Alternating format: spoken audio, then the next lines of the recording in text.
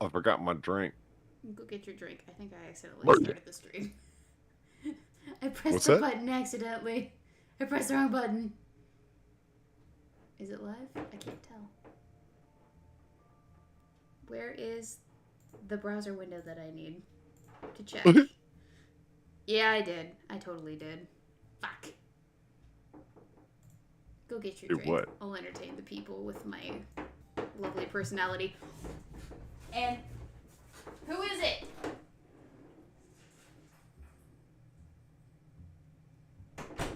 It was a cat. I'm being punked. It was.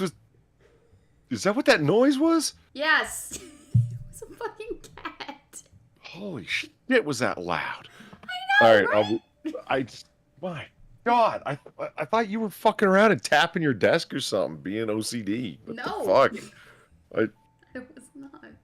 all right. I'm gonna go grab my drink. I'll be right back. Alright, go grab your drink. I'll say hi to the people. All right. Hi to the people. I'm sorry for the low professionality here, but we're still getting back into the swing. Oh, I love it. Just as I'm doing the intro.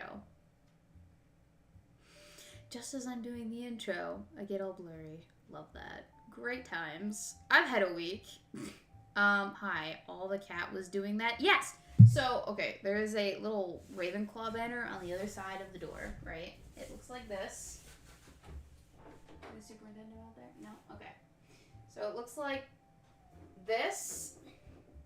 She was fucking around with it. There she is, that little shit. Can you see her? No, she blends into the floor. But she's fucking around with it, and it obviously makes like a noise when it butts up against the wood.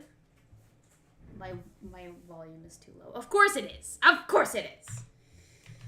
Every single time. It's because I restarted yesterday, isn't it? Yeah, of course it is. Of course it is. Yeah, so she's fucking with the banner on the door, and that just so happens to make a noise. Oh no.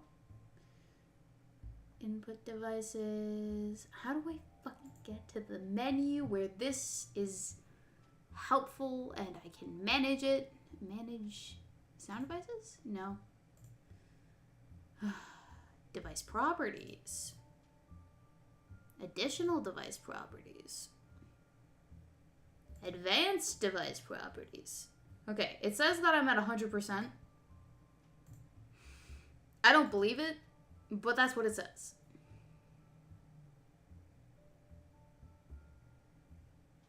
I wonder, do we make the switch? Do we graduate to the big girl mic?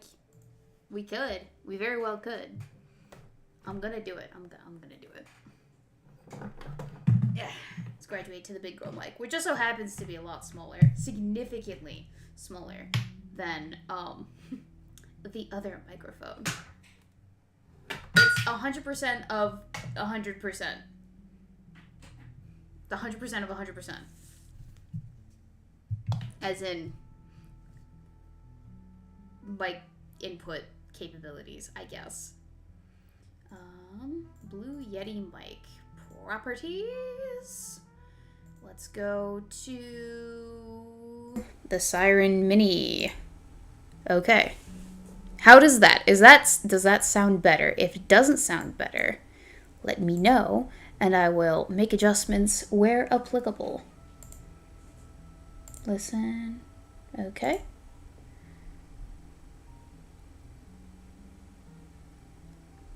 Two better? I see Jesus. Sounds louder, better, big difference. Okay, so I guess that means we're retiring the Blue Yeti. The Blue Yeti is no moss. The Blue Yeti is retired for the rest of existence. Say goodbye to the Blue Yeti. I'm gonna gently place it over here. It was a good run. It had its benefits. It got me through many years as my primary microphone on this channel. But it's time for it to go away. Goodbye. Okay, so we're all over the place this fine, what day is it? Sunday evening. We're all over the place. Escape it for parts. I guess I could. I could totally take it apart and just like use it for junk parts for other projects that I will eventually abandon after giving it a good 3 hours of my life on one Friday morning. But what are you gonna do? Yeah, so we've upgraded to the big girl mic, and like I said, it just so happens to be a lot smaller than the original microphone that we were using. I think I might want to buy a secondary one of these, but the one that they have, the model that Razer has with the mute button on the side, because I really, really, really like that feature of the Yeti mic, but it doesn't have it on the mini one. I think I'm gonna use this as a travel microphone and then opt for the big boy here for the desk setup. But that'll be a future Weebo purchase when I have a little bit more money sitting in the bank. So eventually, yeah, we're gonna pull the trigger on that.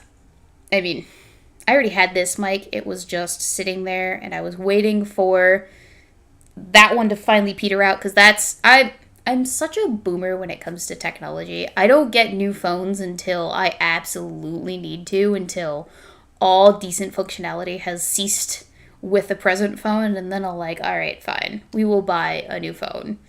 I have been using the same system setup for the last 2 or 3 years, and I built this computer specifically so that I didn't have to like buy a new computer every couple of years and upgrade it, because I hate planned obsolescence. But I also am probably going to be in the market for a new graphics card sooner rather than later, because if the Halloween special was any indication, I do not have the editing prowess that my video ambitions need me to have with the current setup that I have. So that was made incredibly clear to me this Halloween season. I'll let you know. That's part of the reason why the video is going to be late. It's because I kept running into these little glitches that I initially thought were the result of filming quirks, but in reality, it was not my mic fucking out.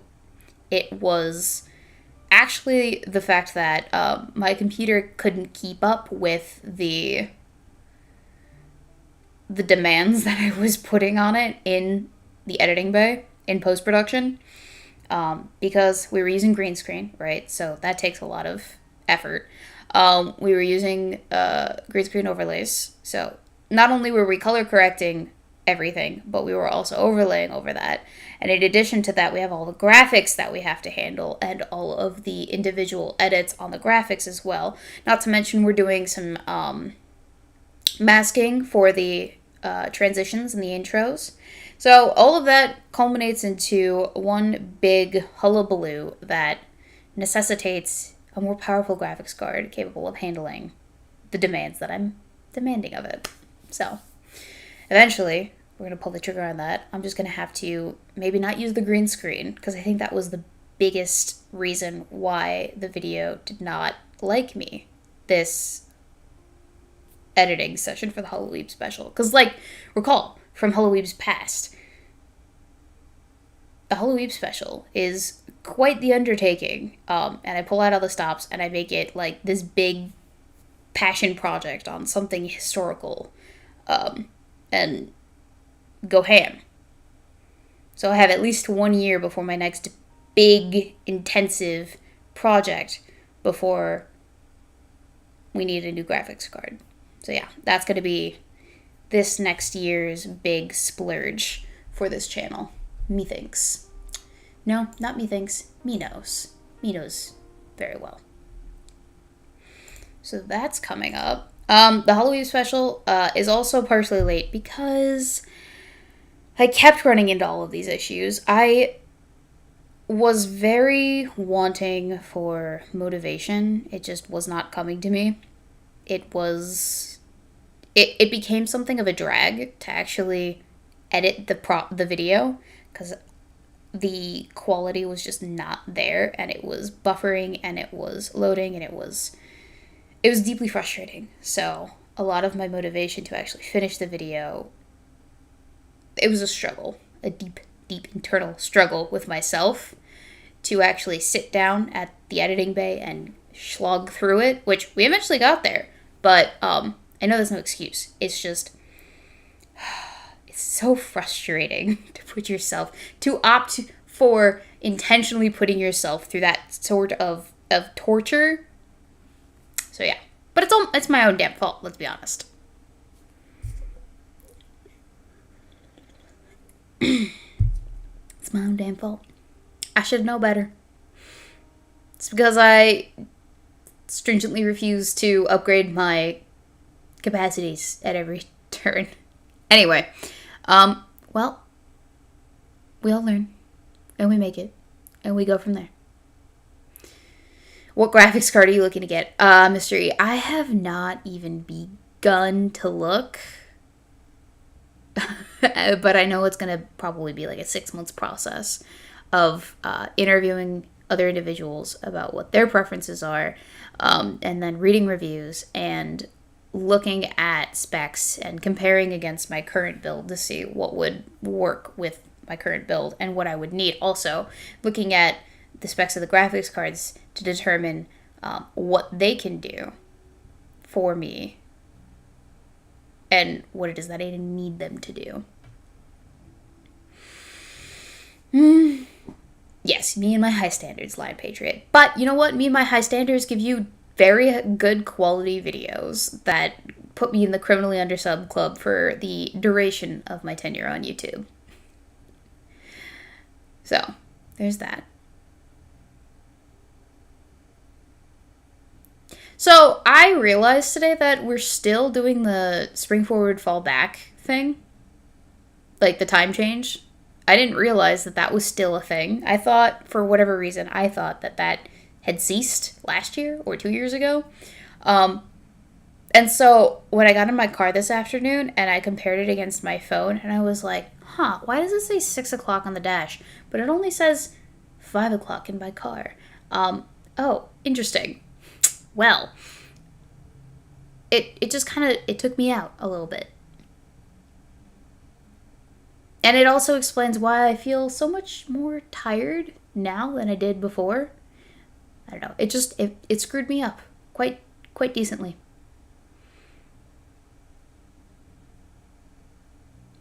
Yeah, it is a good look at it. And ask around, get options. That's what I do with like most of my stuff. You don't want to just buy something that's that expensive, that's that important, willy-nilly, just because it's the first link. We're talking about me getting a new graphics card, Polly. Okay. I need a new graphics card. Do you? Yeah, I do. I do. I noticed that while I was editing the Halloween special this last week and a half. It gave me so much angst. How so? So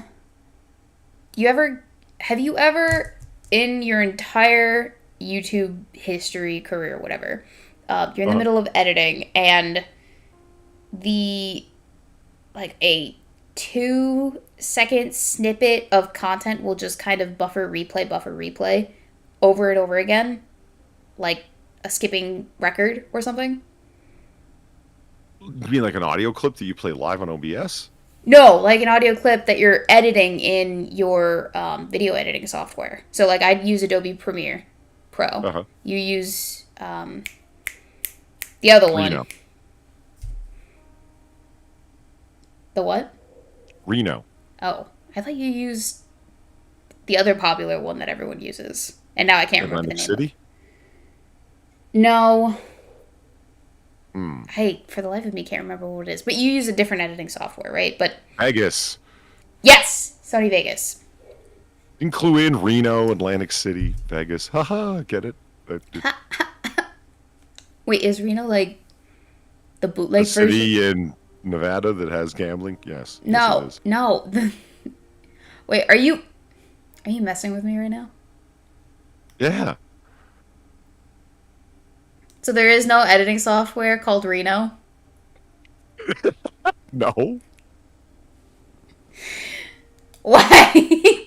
No, nor is there one called Atlantic City. There's cities that have gambling famously. So I said Reno, like Atlantic City. And I was just okay, Polly, my guy. I trust you. I trust that you know that I trust you enough to know that you're not gonna do that to me. Because I'll take you seriously. I genuinely thought you were using some bootleg version of Vegas called Reno.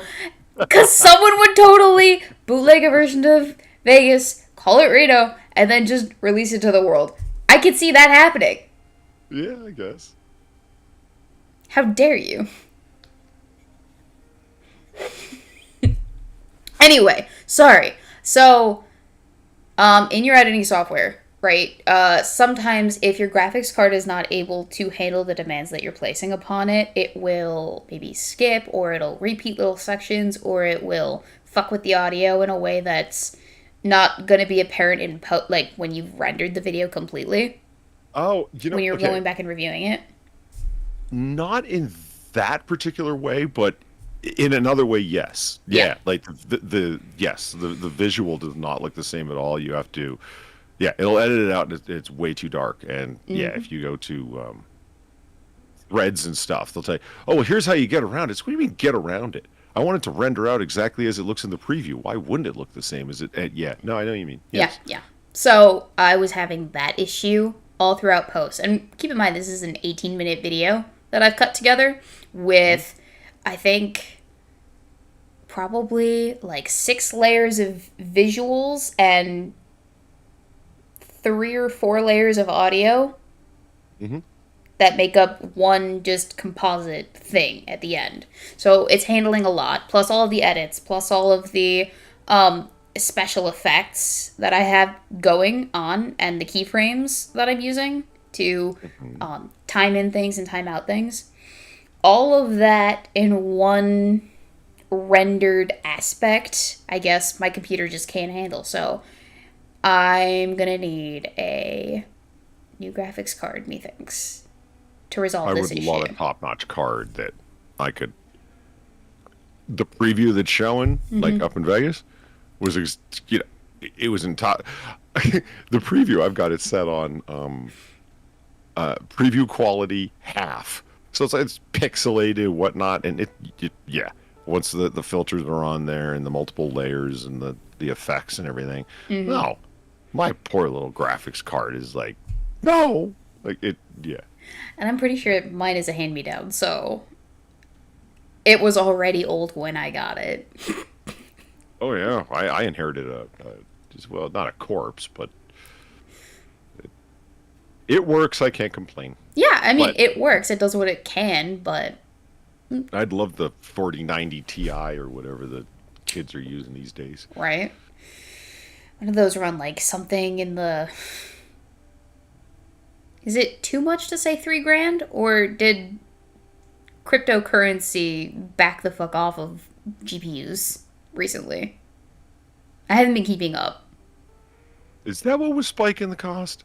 Yes, because of the way that you mine crypto. It requires a lot of processing power, and I think that's the reason why graphics cards went up, to be able to help mine them. So when we had the cryptocurrency boom of the 2020s to like 2022,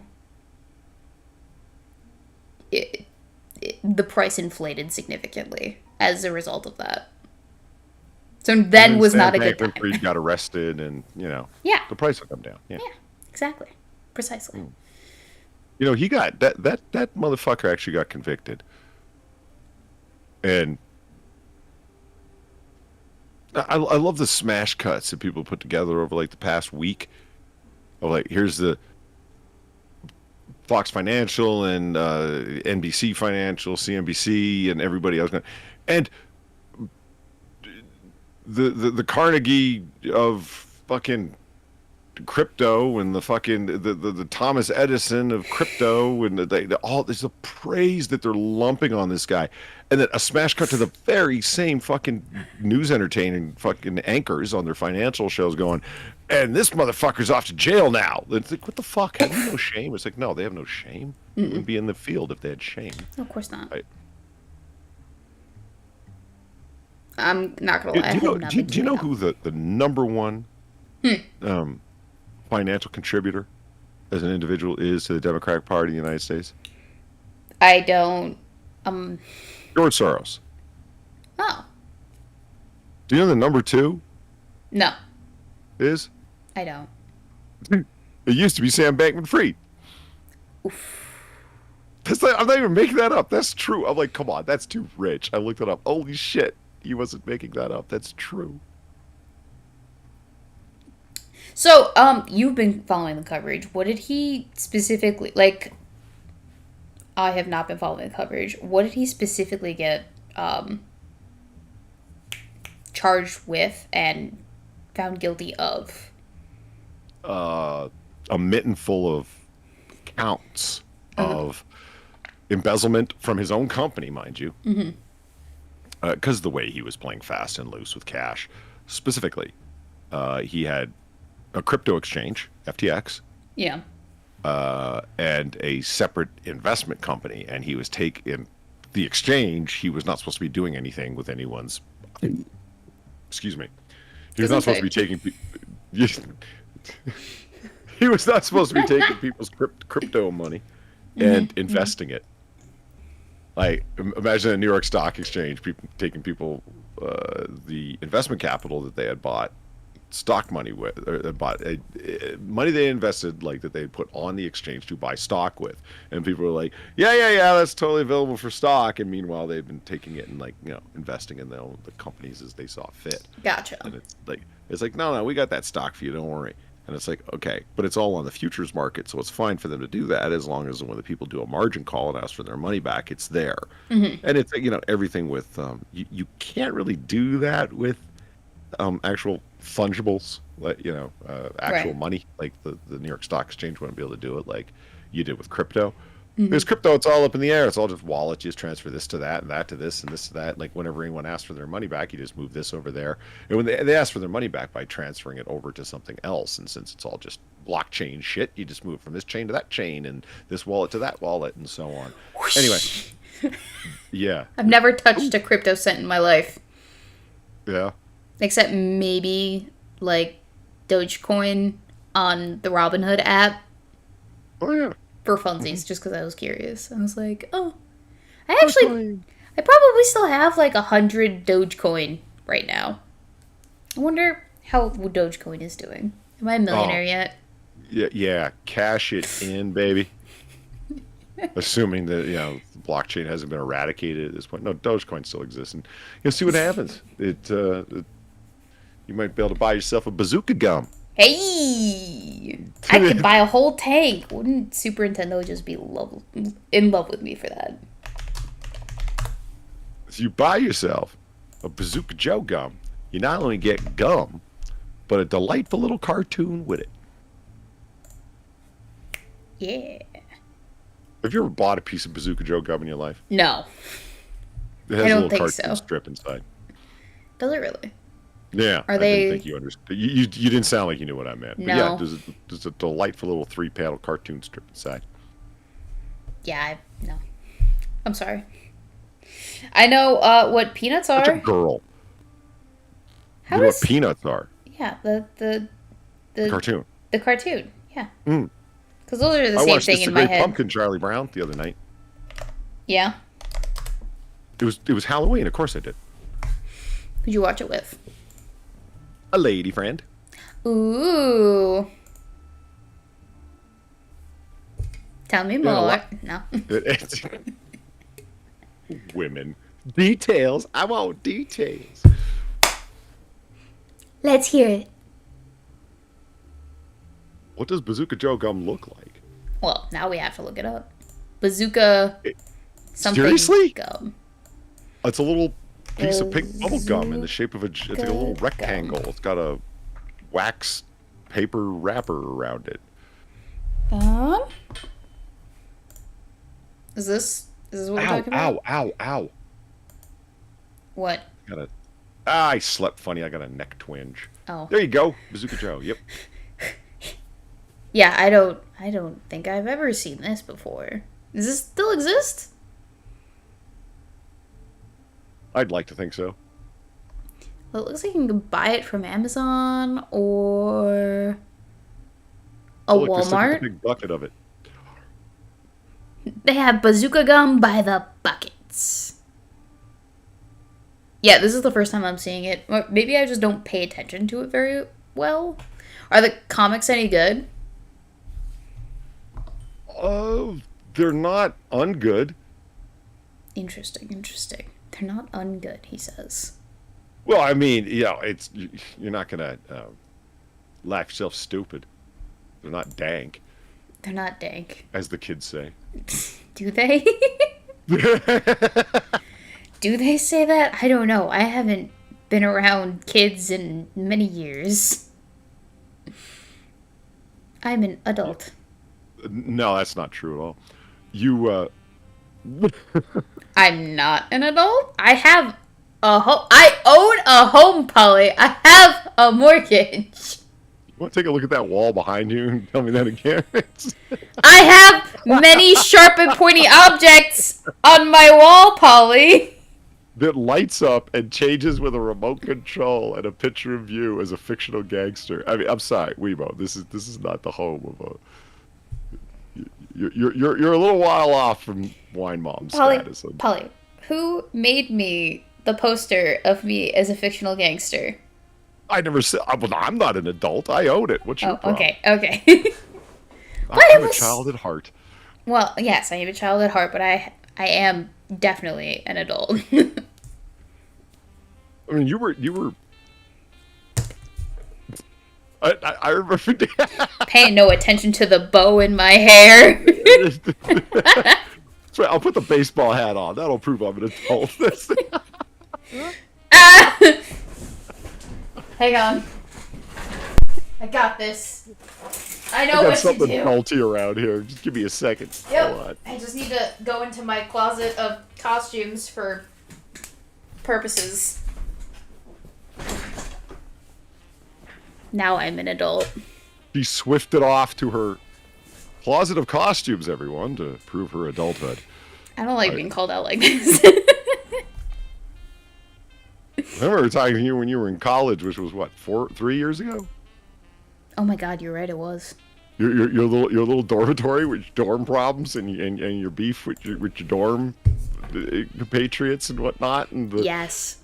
and I was like, wow. I remember saying this. I was like, I'm thinking, like, I'm streaming with a child, and I'm like, wait, hold on. I was living in a dorm like 3 years ago. What the fuck am I laughing at? You thought me, a child, for complaining about the cleanliness of my roommates? No, for being in a dorm that you had made out like all princessy with the post bed and the whatchamacallits hanging off the things with the whoosits. That was my childhood bedroom, Polly. The princess bed? You didn't have the 4-post thing in your dorm room set up? No, I didn't. I have to go back and check some streams. Yeah. Yeah, no, the 4-post bed, that's actually in my garage right now. I'm keeping it because I'm gonna use it for when I have little Weebo.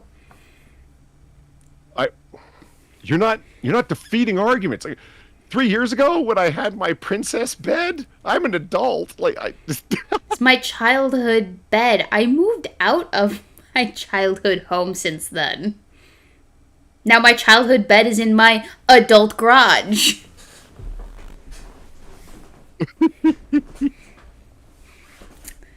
I have a car too. All by myself. In You my have a adult car? garage. No, car. You have a what? A car. car. Yeah. Ah, a I have car. a vehicle. The Barbie Dream Home pink thing. No, it's white. They make a white edition. It's not a Barbie car. You know the Barbie Dream cars I'm talking about, right? No. Look it up. Okay, I'm gonna look it up.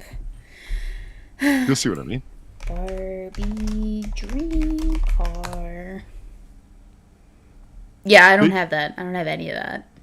Well, no, those are pink. You said yours was white. I understand. No, it's not a convertible. Oh, you got the coupe, huh?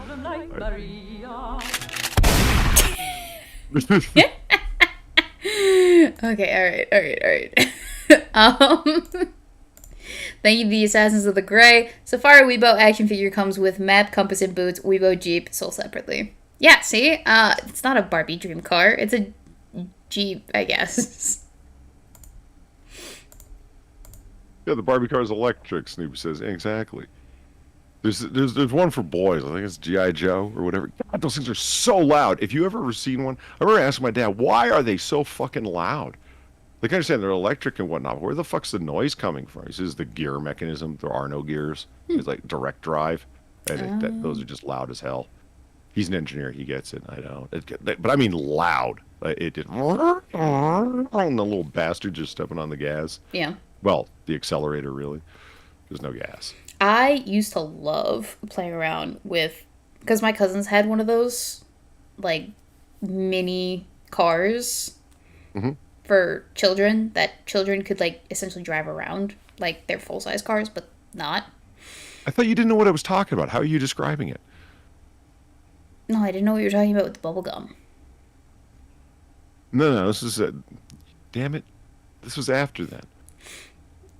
The big Jeep car things? You just had to look it up. What do you mean? Oh, no. I'm talking about a different kind of toy car, all right? The drivable ones. You know, the donation that I have. The what would you do right now if there was a child sitting in front of you? Alert. Here, let me go pull it up. A driving mower? Yeah, the one where the kid's running another kid over with the vehicle. Where is it? Ah, yes. I thought the kid got ran over in What would you do if there was a child This right donation in front of you? That's what I'm talking about. Okay, all right. The mini cars. Yeah. I used to have such a great time in those.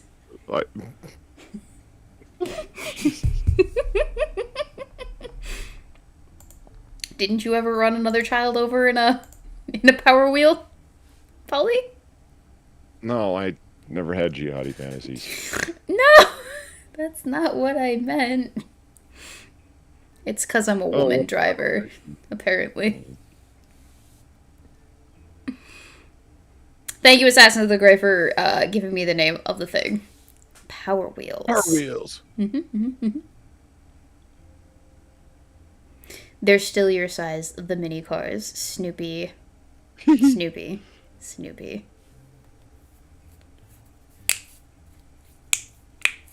I don't appreciate that.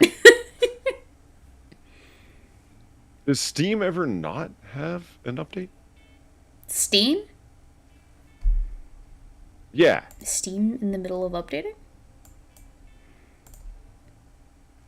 It's just me, I guess. Yeah. Update your Steam, Polly. Well, it isn't much of a choice. It just does it. So, Polly, how you doing? Oh, I could complain. Did you have a decent week since the last we spoke?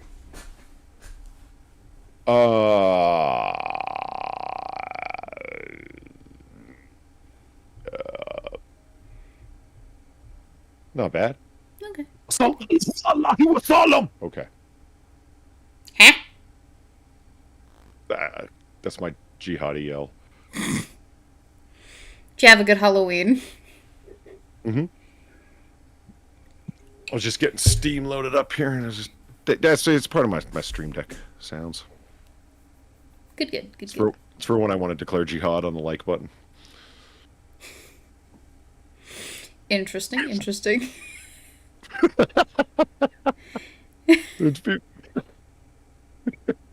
No, actually, you know what? I'm not gonna give you the laugh. You gotta explain that one to me before I laugh at you. Explain. People talk about Weebo.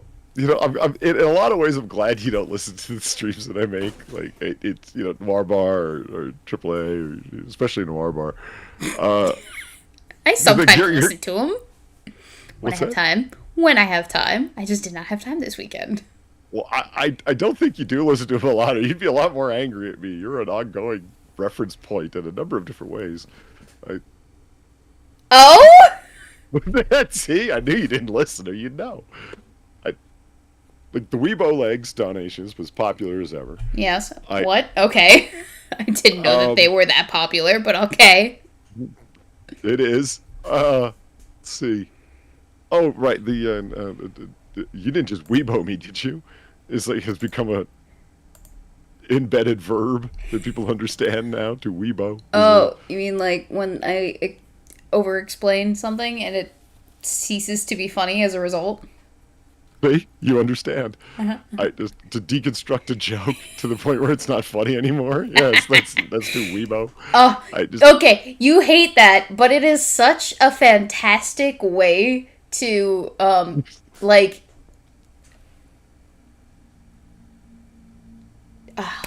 disarm someone else when they're getting super heated in a debate online. You just pretend like you don't understand what the insult they're insulting you with is about. You go, I don't get it. Can you explain that? It just ruins the whole thing. It is so... Mwah! Super Nintendo hates it when I do that, though. Yeah. Yeah. It's so much fun for me, but not so fun for everyone else. Like I do. There's a bunch of things that I didn't realize how frustrating it was going to be for people to do with Stream Deck. Like, Far hates it. I recorded her on her game streams. Yeah. And then, like, put a bunch of stuff in. And when she falls silent, she doesn't fall silent because I've got her recorded and on buttons. So even if she doesn't want to respond, she still responds because I have her on buttons. I bet she loves that so much. Yeah, it's like, did you like that? She's I like, fucking hated you.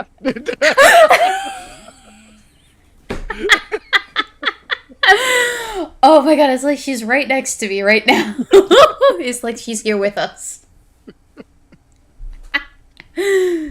Oh, do you do that for Sam too?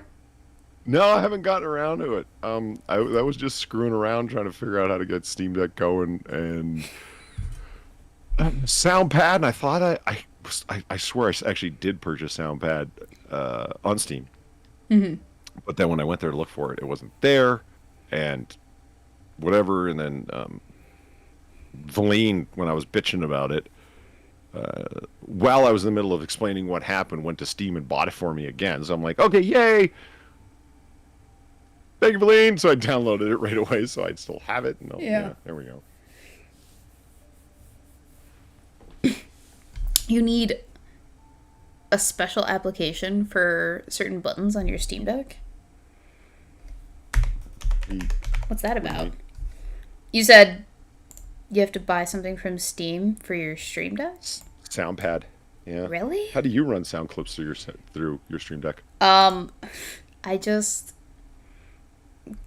create the soundbite using my video editor, export it to the MP3, and then I here, let me pull it up. And then I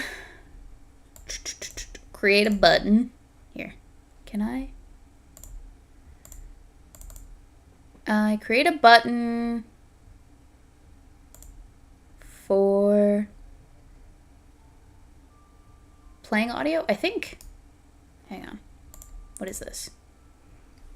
Yeah. You just take the play audio soundboard element and you put it on your button thing. You can't see this at all, can you? No. Just do the Stream Deck software.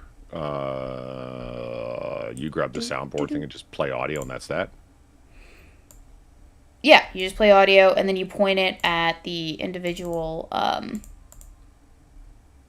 the file, Uh-huh. So the file that I've taken out of or compiled using Premiere Pro, saved it to my desktop, and then you're pointing it at the file that's saved on the desktop, and you're just playing it. What would you do if there was a child right in front of you? I love that. Thank you the next 6 minutes for the donation. Eagerly waiting for that new Weebo video. New Weebo videos are always good to watch. I love popcorn. Or I have popcorn. Anyhow, have tentative outline for book 2 now. Page count will be far less than book 1. Was that a shameless plug? That could have been a shameless plug. Well, shamelessly plug away. Thank you the next 6 minutes for the donation. Yeah, so then you just take the play audio element and you title it, point it at the file, and assign the action, and then assign the volume. And if you really want to, assign a visual element. So, like my buttons. My buttons. Well, you've seen my buttons. I've shown you my buttons. Oh, I've seen your buttons. You've seen my buttons. My buttons are assigned to the different elements that they are. So, for instance, the Horatio Caine button does this. I hear nothing. You didn't hear that? Okay, maybe that's the difference between your soundboard and my soundboard. Or, wait, you have the ability, or you've done the hard work and heavy lifting to route your audio from your desktop through your audio playing to Discord, right? Oh, yeah. That was yeah, that's one thing I didn't mention. To me, it was critical that it go through my mic input. Mm-hmm. Otherwise, it kind of undermined the point. Yeah. I mean, if I couldn't harass Far with it live, what would be the point? Exactly. Yeah. So I haven't done that yet, which I probably should end up doing it at some point. I don't know how. That Otherwise, is one you thing. wouldn't have heard it when I just played it right now, because again, it's all running through the same input as my mic. Exactly. Which is worth it if you're trying to do voice capture in Discord, so everyone can hear it. I mean, there's other ways to do it, but you know. Yeah. I do need to pick your brain about that, because I think that would be useful, especially for like what we're doing right now. Yeah, So I just realized that because it's like I couldn't hear it. And it's like, yeah, but I'm sure chat did, but blah blah blah, right? It's Yeah. It was just I the assigned CSI pictures Miami to, intro theme. oh right. I assigned pictures to all the buttons, but I did it when I had been up for like 36 hours. So I was like, what do all these pictures do? Oh, so then you had to go and press all the buttons to see what they did. Uh-huh. But that was I'm fun. like, what does this coffee cup do? You know, Does it pour coffee? Like, does it activate the sound of pouring coffee? no, it's Alec Baldwin yelling, "Put that coffee down!" Like, Put that coffee down. oh yeah. What are you going to use that one for? I don't know. I was thinking about Glengarry Glen Ross. It was the movie where he does that. It's like, coffee's for closers. Like, Coffee's for closers. What are we closing? Doors? deals. What? It's the whole movie's about people that are shysters and scam artists. They work for a company called Premier Realties, and they're selling property that's actually swampland, but they're trying to convince people that it's high value property that's in Florida, and so they're pushing them to sign the deal. And it's a really, really well-known stage play that was turned into a really good, though low budget, but awesome nonetheless movie, and it stars like everybody who's ever been anybody, because they're just knocking each other over to get a role in this movie. So much so that they're willing to get paid on scale, which means $1,000 for showing up at all. No craft service, no trailers unless you show up with your own, and then the scale is however much money the movie makes, you get a cut of that. So if the movie makes nothing, you get nothing, etc. But you get paid a flat rate of $1,000. And it's like really, who the hell did they get to be in that with that shitty pay? Al Pacino, Ed Harris, Kevin Spacey. Was this Jack before Lemmon. they were anyone, or? No, it's when they were all huge. Alec Oh. Baldwin. that's how well known the stage play is. That a chance to play those roles. Yeah, Okay. Gotcha. So it was a big deal for actors. yeah. And this was before Alec Baldwin was, when he should have put that gun down, not the coffee. Yeah. Put that gun down. I bet you Yeah. could get an AI to make Alec Baldwin say that. Yeah. Yeah. So he's only in that movie for a brief time, but it's a role that a lot of people really want to play because it's got a legendary set of dialogue. He shows up as the superstar salesman to tell everyone who's working there that you're all terrible. You're all awful at your job. Oh my gosh, yes! I would love to play that. Yeah, You all suck. you should watch the scene. It is fucking awesome.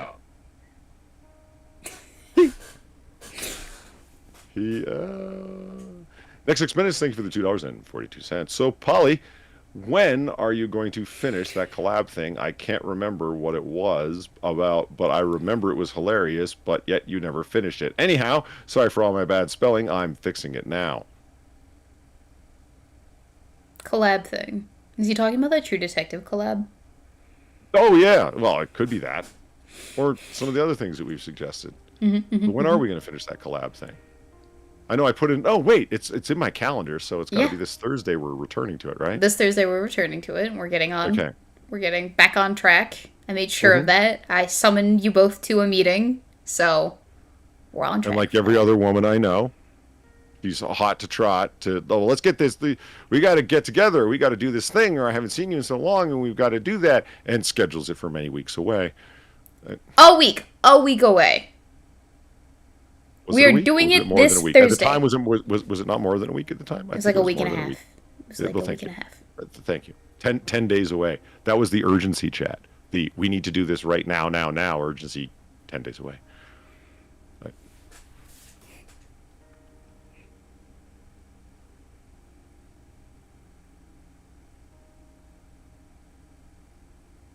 Polydub. That's me. I'm here. Rudiger. Maximilian. Dubinstein. All of us, yes.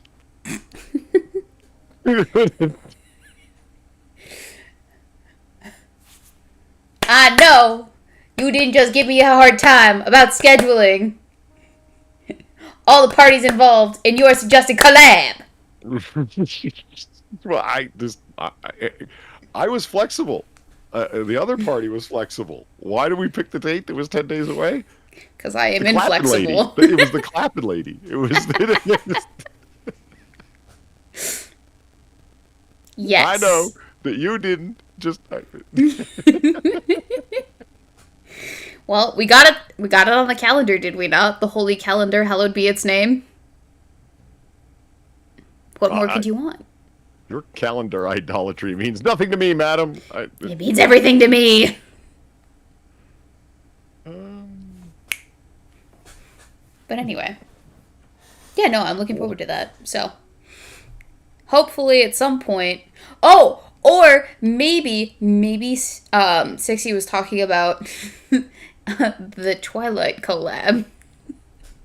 Oh, that one. Yes, that one. Do you remember the Twilight collab? Yeah. You know what I could do? What could you do? Well, I could just post it in RAW. Like, I always kind of wanted to edit it to make some kind of sense. I could post it like raw as it is, like just all three of them layered together. And when all right, I need to go use the bathroom. All right, okay, fine, I'll edit it out later, and then not do that. You know what I mean? I could just. You could do that.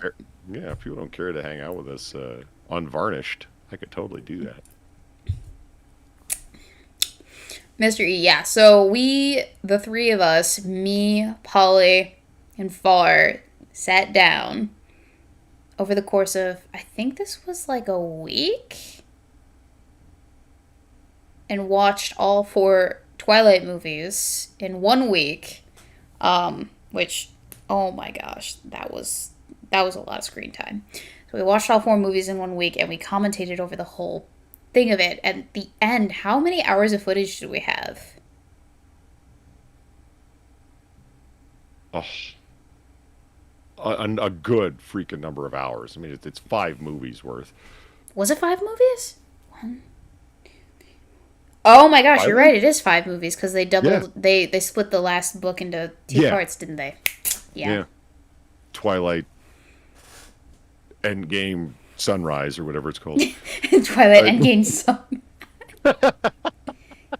Forget. Okay, so if it's 10 hours of movies, it was absolutely like 15 hours of commentary because we talk a lot. A lot. Probably. Mystery. I watched 1 movie and I almost died. Actually, Twilight movies are fantastic. Alright? I don't want any of this hullabaloo. They are 100% a cult classic, comedic, wonderful experience.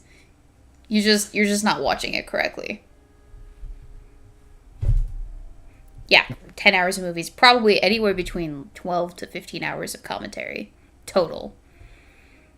Yeah, and that's what I mean when I say like the raw files. I was meant to edit them, but like, oh my god, what do you want from me? It's like like we were just explaining, there's a lot of footage there. Yes! You knew that was gonna happen, though, going into it. Well, you know what we could do, and I had suggested this before. What could we do? We could just be more concise and just do it over again.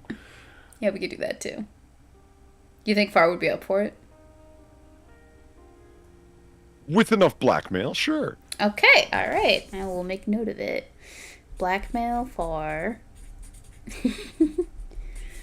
into watching Twilight again. And she's got a limited amount of hours of weeks of work left in the week because of like her heavy, why not just Yeah. And you have just 10 days to complete it. No, wait, what do you mean? No, 10 days to watch the next True Detective episode. Until we watch the next True Detective episode. But the editing, we haven't even edited yet.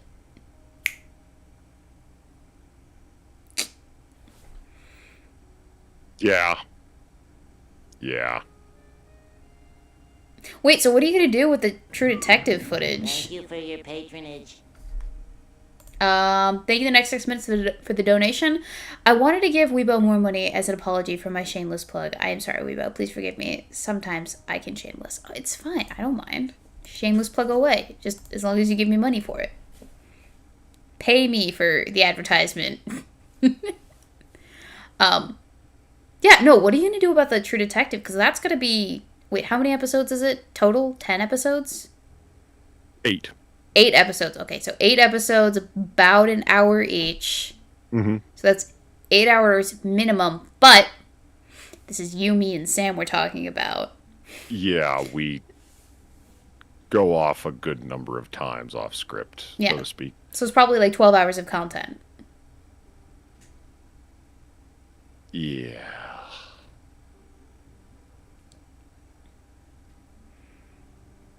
Yeah. Do you need help editing, Polly? Do I need help? What? Do you need help editing everything down, Polly? Well, once it's like I have everyone's separate sections, Yeah. right? Because we separately recorded audio. We did. And then I also sent you the OBS recording of the whole thing. Yeah. I could layer them all together into... No, wait a minute. That wouldn't be good. Because the whole point in... I'll think. Yeah, I mean, I could... I just found out last week that even Razorfist uses an editor. I was surprised he uses an external editor, but he does. Dude, I'm thinking about it. Why get myself a brand new graphics card when I could just shove all that work onto someone else? Yeah. Yeah. With much more skill and capacity to manage it and patience for the shenanigans that comes up. And probably has, like, professional training in it, too. But I'm not there yet. I gotta get back on a regular schedule of producing content for at least a year before I can justify hiring an editor for my shit. Yeah. I can't imagine what that would be like. I'm just going to record some shit. I'm the talent here, after all. And then just send the files off and be like, okay, make it good. But, wow.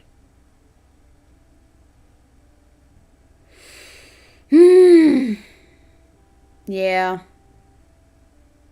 Now that I'm hearing you say that out loud, I don't know that I could, like, just hand all my stuff off to somebody and let them have the creative license to realize my creative vision and then not go, Yeah. I hate everything about this. This is not at all what I wanted. I see that happening. Well, you know, someone's probably going to point out real quick, and they're right to do so. You'd have to see their work, and you'd have to have a sense of humor that really vibes with what you were hoping for. And exactly. For, and, you know. Yeah, outsourcing work is a mixed bag. That's what I understand. Maybe I could like outsource the. I definitely would outsource maybe some of the music that I'd be using, because right now I have to go out and find all the music for myself, and it all has to be copyright free and royalty free so that I don't have to pay anyone and I don't get struck by the copyright bots. And then I have to like download it, port it in, slice it up so that it fits neatly with the actual video. Well, I have to make sure that it actually freaking works with the video first off.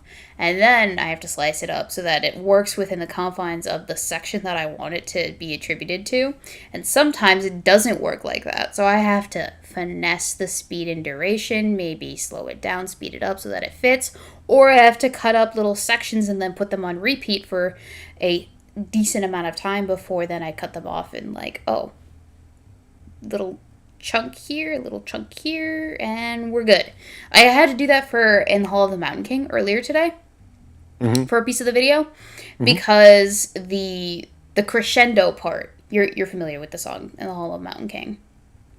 It's the dun dun dun dun dun dun dun dun dun dun dun. Yeah, that one.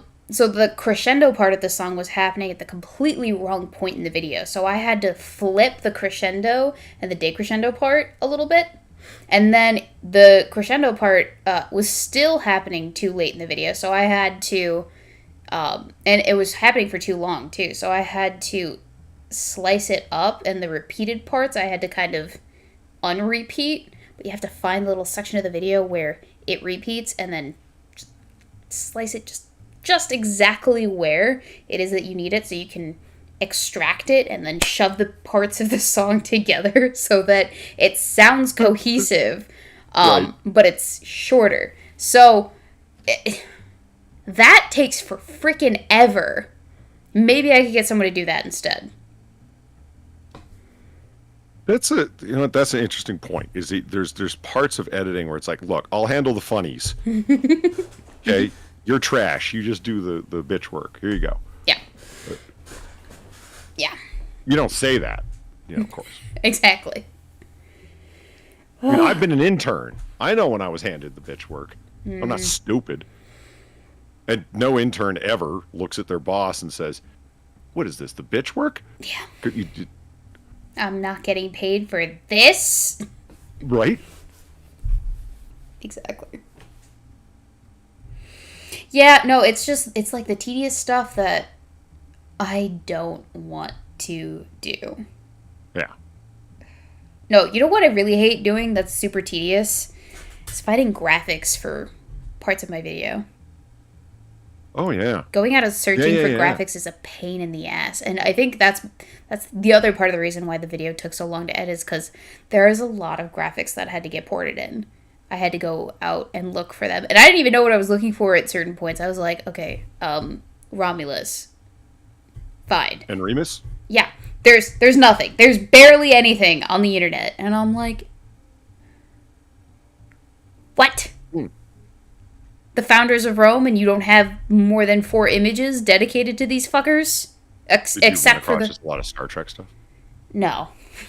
No. You typed in Romulus and you didn't come up with anything Star Trek. Not to my recollection. Maybe I did. I just didn't know that I did. You have You to didn't keep in find, mind that... like some mosaics of she-wolves and 2 kids and shit. Well, yeah, I found those images, but they weren't applicable to the part of the story I was talking about. So everyone knows the she-wolf image, obviously. That's like the most popular Romulus and Remus image. But it's also... Not really.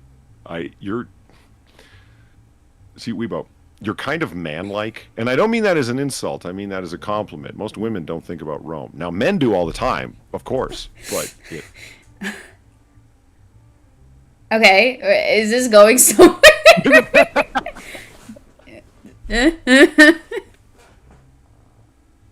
What other popular images of Romulus and Remus can you think of off the top of your head, other than the she-wolf suckling the babies? You kind of cut out there. I just heard what other popular images, and that's it. What other popular images of Romulus and Remus have you seen in your life? Of specifically the Romulus and brother-killing Remus, brother. other than the wolf suckling. Right, okay, like I images. just said, the one brother killing the other. Yeah? Do you have an image of that? Do you have a specific image of that? Because I have a meme image of that, and I'm not even sure it's Romulus and Remus. You think it was like Cain and Abel? I don't even know. This is, here, let me pull up the image because I thought it was funny. I'll send it to you.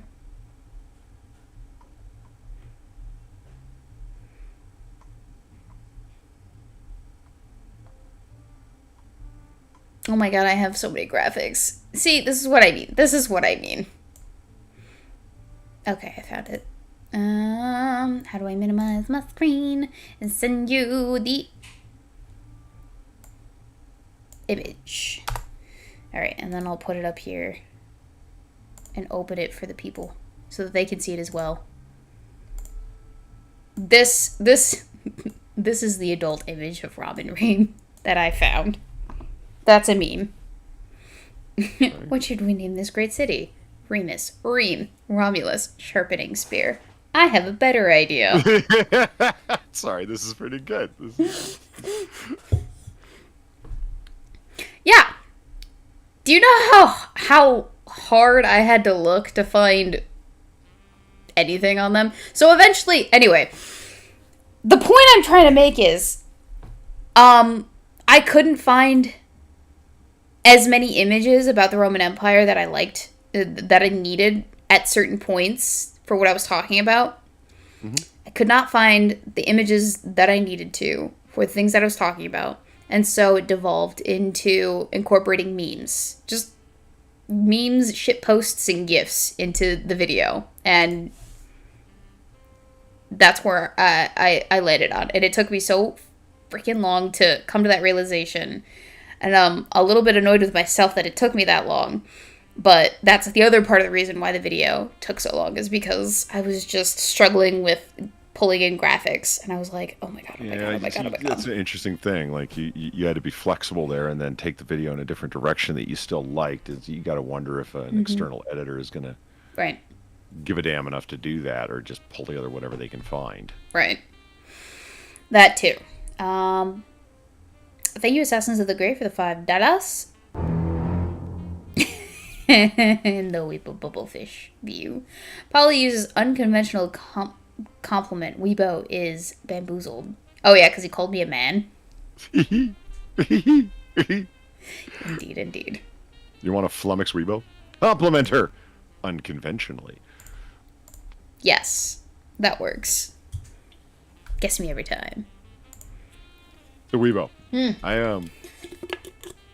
I looked up the shooting script for Glengarry Glen Ross. Yeah, you should just do like a live read of this. I think you would get a kick out of it. The shooting script for the movie Glengarry Glen Ross, based upon the play Glengarry Glen Ross by David Mamet, the one and only. And so the Alec Baldwin character Oh, comes in and okay. just yells at all the salesmen. Yeah. Let's talk about something important. Put that coffee down. Coffee's for closers only. Do you think I'm fucking with you? I am not fucking with you. I'm here from downtown. I'm here from Mitch and Murray, the owners, and I'm here on a mission of mercy. You, fucker. Your name's Levine? Yeah. You call yourself a salesman, you son of a bitch? I don't have to take this shit. You certainly don't, pal, because the good news is, you're fired. Woo! The bad news is, you've all got 1 week to get your job back, starting with tonight's sit. Oh, do I have your attention now? Because we're addressing a little something and we're adding a little something to this month's sales contest. As you all know, first prize is in a Cadillac Eldorado. Anyone want to see second prize? Second prize is a set of steak knives. Third prize is you're fired. Do you get the picture? Are you laughing now? And it goes on for like 5 minutes of him just berating these guys. Is there a like a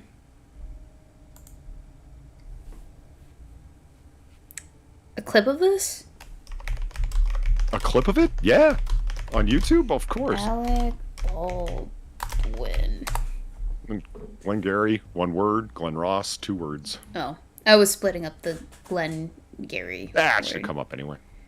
Oh, this is an 8-minute speech. Then Ed Harris makes the mistake of asking him what his name is. What's your name? Fuck you! That's my name! You know why, mister? Because you drove a Hyundai to get here tonight, and I drove an $80,000 BMW. That's my name. Alright, I don't think you're going to be able to hear the audio because I don't have it ported in the way that you have your audio ported, so I'm just going to share the link with you. And then we can watch part of it and sync up. Huh? As long as you are sharing, I should be able to. Yeah, but I'm sharing Oh, I OBS. see. Yeah. Hold on. Let me pull it up, and we'll press play at the same time, and then we'll all be linkified. Yay! Alright, let me know when you're good. Okay, hold on. It's opening. It's opening. It's going slow. Alright, I'm going to turn off My new ad the block background is still music. going. Yeah? There we go. Oh, yeah, I had to go get a new ad block because, yeah, Yeah. I'm not going to watch YouTube with fucking ads. Naturally. I just Alright, pay you- for YouTube Premium. Do you have it frozen with Itchy Trigger Finger with his mouth wide open here? No, I have it all the way at the beginning. What timestamp are you at? Oh, I got the text going. Glenn Ross, Alec Baldwin speech. Okay, all the way at the beginning, blank screen. Sort of. It's like this textured screen. Alright, wait, are you at the link that I sent you? Yeah. Okay, alright, just making sure. Alright, and play.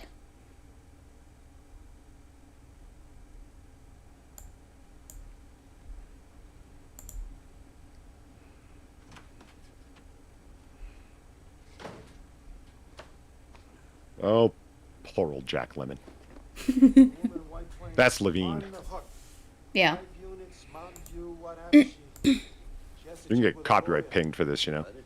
Yeah. Alright. Do you Yeah. wanna skip with me to where the speech is? Sure. Okay. Uh, What at 0 it would be 1 minute 1 second? 1:30. 1:30. Do do do do do. Is close enough. That's when you start saying, you know, put that coffee down. Okay, alright. And 3, 2, 2, 1. 1. But Coffee's for closers only. You think I'm fucking with you? I am not fucking with you. I'll shoot you. Downtown. I'm here from Mitch and Murray. And I'm here on a mission of mercy.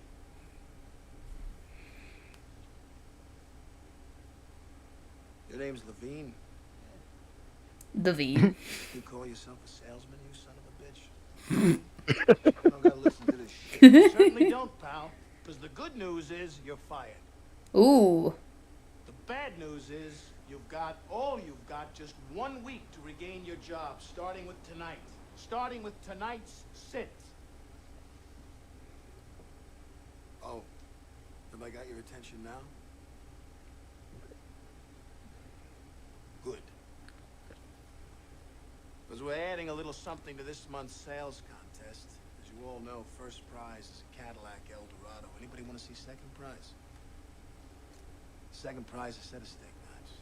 Oh boy. Love me some steak knives from Vector. Third prize is you're fired. Oof. You get the picture? You laughing now? You laughing now? You got leads. Mitch and Murray paid good money. Get their names to sell them. You can't close the leads you're given. You can't close shit. You are shit. Hit the bricks, pal, and beat it, because you are going out. The leads are weak. The leads are weak. Fucking leads are weak.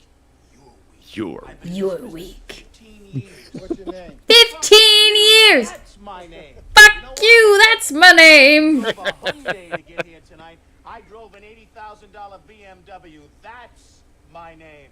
Listen, I appreciate not being attacked like this. And your name is your wanting. And you can't play in the man's game. You can't close them. Then go home and tell your wife your troubles. Womp Oh, womp. Because only one thing counts in this life. Get them to sign get them on to the sign line on the which is line dotted. which is dotted. Faggots. Ooh!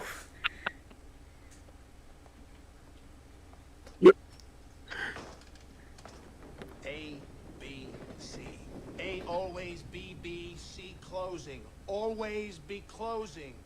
Always Be closing. closing! AIDA. Attention, interest, decision, action. Attention. Do I have your attention? Interest. Are you interested? I know you are. 'Cause it's fuck or 'Cause it's walk. fuck or walk. Or you hit the bricks. Decision.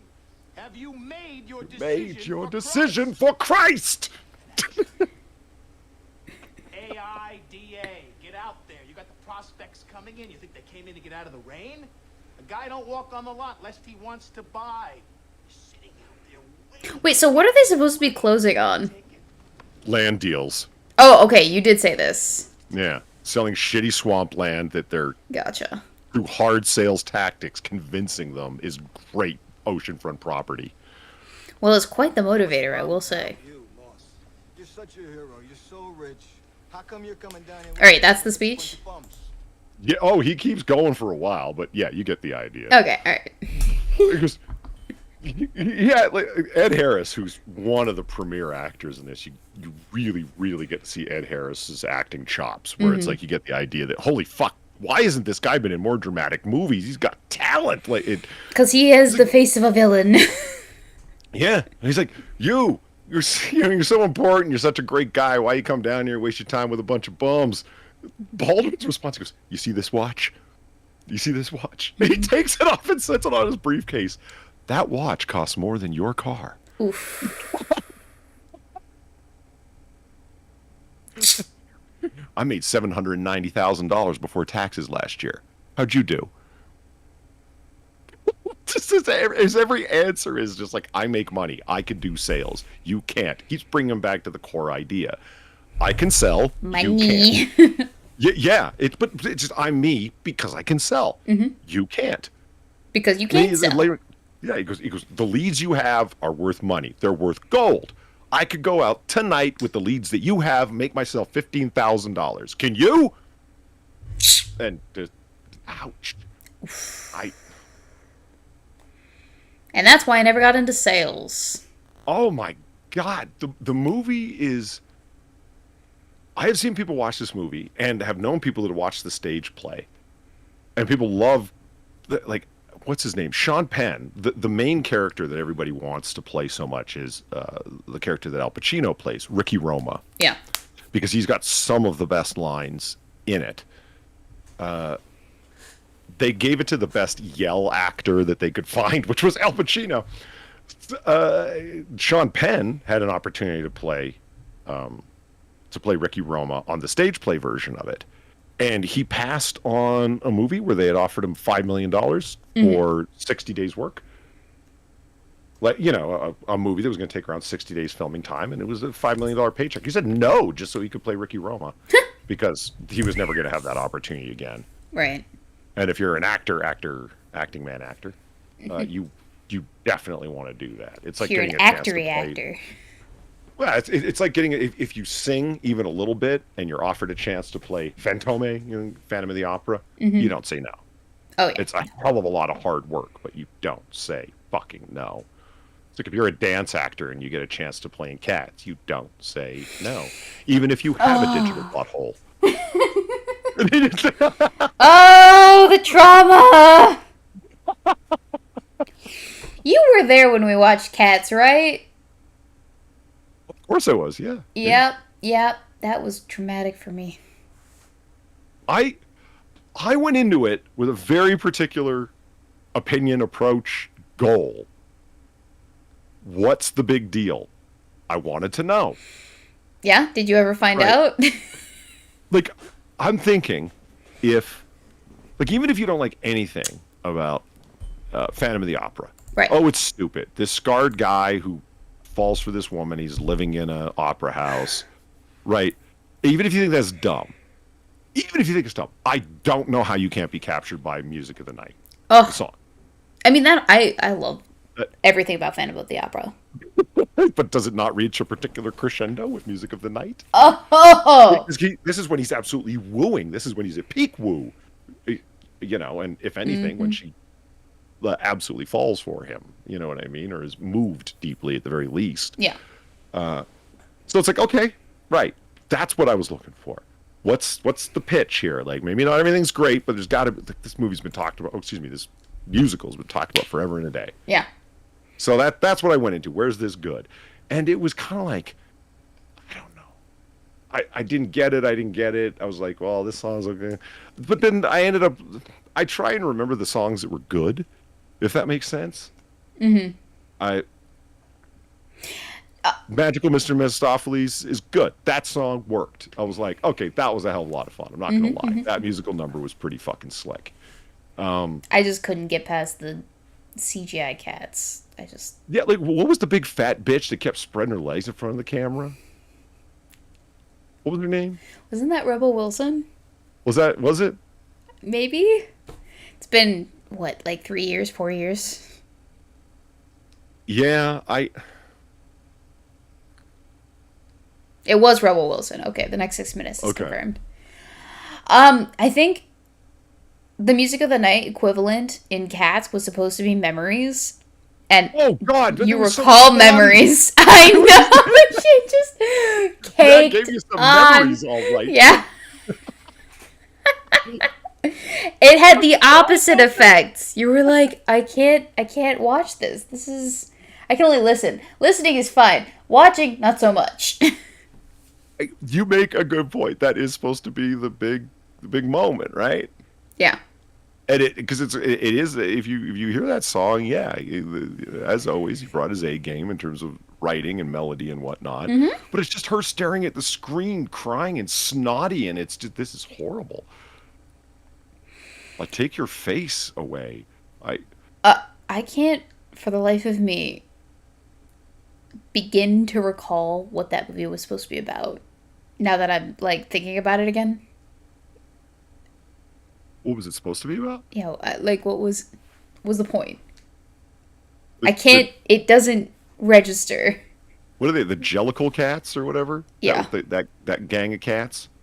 Yeah. They have the Jellicle gift, and it's one cat gets to go away to Kitty Paradise or whatever. Like it's the one thing. Oh, okay. And, old Deuteronomy was the old cat's, the head of the Jellicle cats' names. Mm-hmm. Or that was her name, the head of the Jellicle cats. Yeah. And she shows up and gifts somebody with that. And it's the scraggly, mangy, snotty Memories cat that gets it. And it was Idris Elba's character, the villain of the piece, that was trying to steal the Jellicle gift, I think. Maybe. I've blocked it from my headspace completely. The Jello cats. Yeah. Yeah. Good thing I never saw that. I don't think I would want to ever see anyone spread her legs in front of me. Ah. Definitely was a sight. Would not recommend.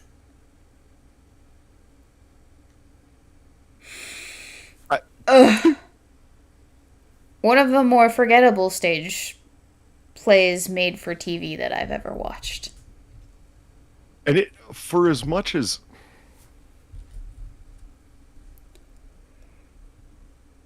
it was talked about that Taylor Swift was in it, she's got one of the most minor roles ever, playing the person who just introduces the villain cat. Like she's like the hench cat, the henchwoman for the villain.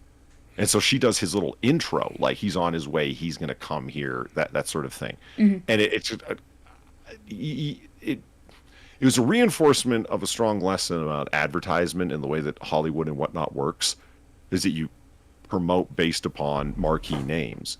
And the largest name that was there for it was Taylor Swift. And so they talked about her endlessly, even though she only had, at best, a cameo part. Yeah. Was it on TV? I don't think it was on TV, did it? Wasn't it released in theaters? Like I thought it was a made for okay, so not made for TV, made for movie. It was supposed to be a whole cultural experience where you like went to the theater. Wasn't it a blockbuster? It was supposed to be a summer blockbuster. Yeah, it was supposed to be huge, and it was a flop. Yeah. Because because oh gosh, it was so terrible. The marketing. I said it was on TV. Okay, my bad. I meant made for movies. Made for your television TV, not made for the watching TV. My bad. James Corden was also in the movie, I recall. Yeah, overall, it was such a letdown compared to... Did you watched Phantom of the Opera, the movie, right? I did, and I saw a complete recording of when Robert Guillaume played Fantôme. So, yes. Yeah. Did you... You saw the Gerard Butler version, or did you see a different one? No, I never saw the Gerard Butler version. How was that?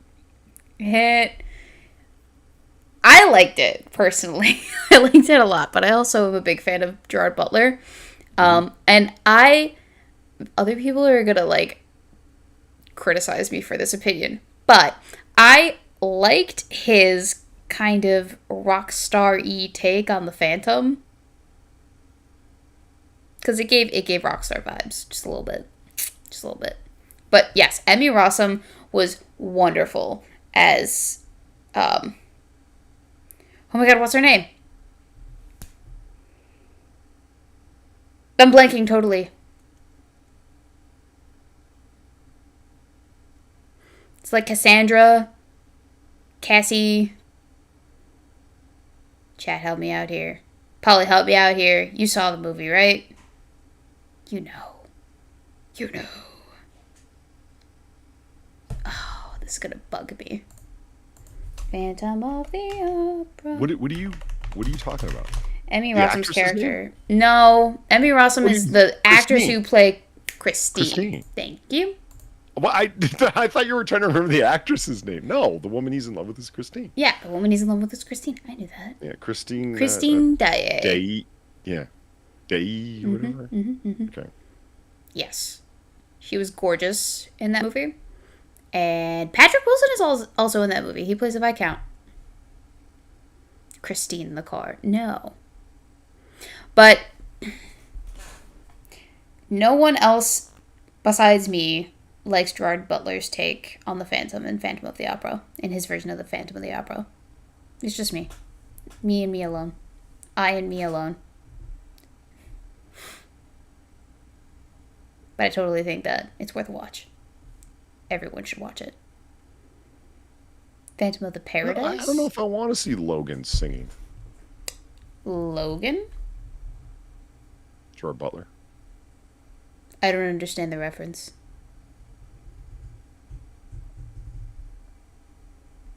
Does he play a character named Logan in another thing? No. No. You've seen the car? I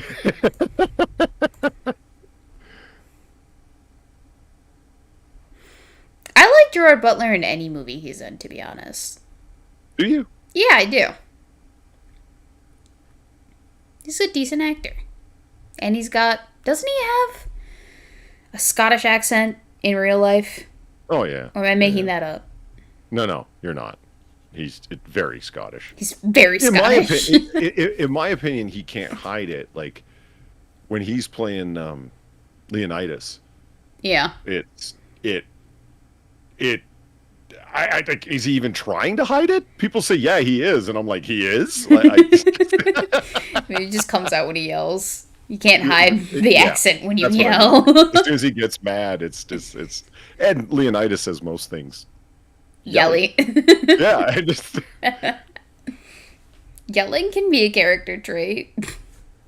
I've known a couple people who were yelly in terms of their personality. Like who? I don't know. The name escapes me. What are you talking about? Chill, man! I was referring to my relations. That's the great. Yeah, I know. I was waiting to see if I could like push Weebo into believing Gerard Butler had played Logan. No, I know who played Logan. I watched that movie just as much as everyone else did. I'm a big fan. He played a muscular guy. Remember? Like, and seeing if you were confused 300 with. No, I'm not gonna confuse Leonidas with the Wolverine. I don't know. I'm not. You thought Reno was software. What do you want from me? It's possible. Okay, those are completely different things. I'm not that dumb. Oh, he was in Gods of Egypt. And How to Train Your Dragon? Oh, interesting. Who did he play in God's Egypt? A god of Egypt. Oh. I don't okay. know. I Nice. don't know. He played Set. Oh. Isn't that the doggy one?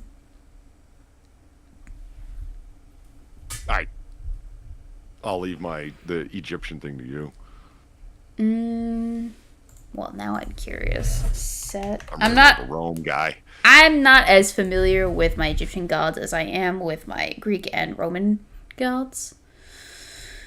It's just the dynasties that you destroy morons online with. I only am a professional or a proficient in ancient Egyptian culture when the opportunity presents itself to fucking own somebody online about it. Yeah, he is the doggy one. Gotcha. Yeah. Oh, okay. Yeah. That's why is his head so small there? I'm sorry, not a doggy. A jackal. There's a difference. Just because of the way the artist drew him, maybe? Question mark? Oh, you want to speak about artists and the way that they drew. Because look, here, his head is proportional. Maybe. We were doing, looking at really bad art exhibits last night because I was hoping to drive Far Up the Wall, who's an artist. Of course. And it's just, I ended up more or less just driving all of us up the wall because I didn't know it was going to be this bad. Like, can fruits and vegetables be sexy? So let me send you some of the fruits and vegetables. Oh no! Oh no!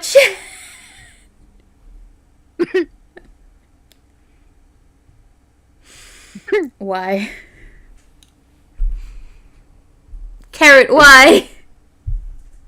Isn't that something? Carrot, can you not? Yeah, This one's a little less weird. Those are some pointy bits. Mm-hmm. I guess this is one way to get around the YouTube censors. I don't know. Like, some of the pictures were like, man, this is... I don't think the algorithms are smart enough to tell the difference here. I mean, I got nailed again and again for superheroines wearing, like, skin-tight cat outfits, and it was like, that's a nude drawing. It's like, no, it's not. But, yeah, it happened for comic books again and again. But if it's, like, a detached aspect like this here, it's, like, not attached to any pair of legs or whatever, maybe it won't get caught by the algorithm, because then it won't register it as a human thing.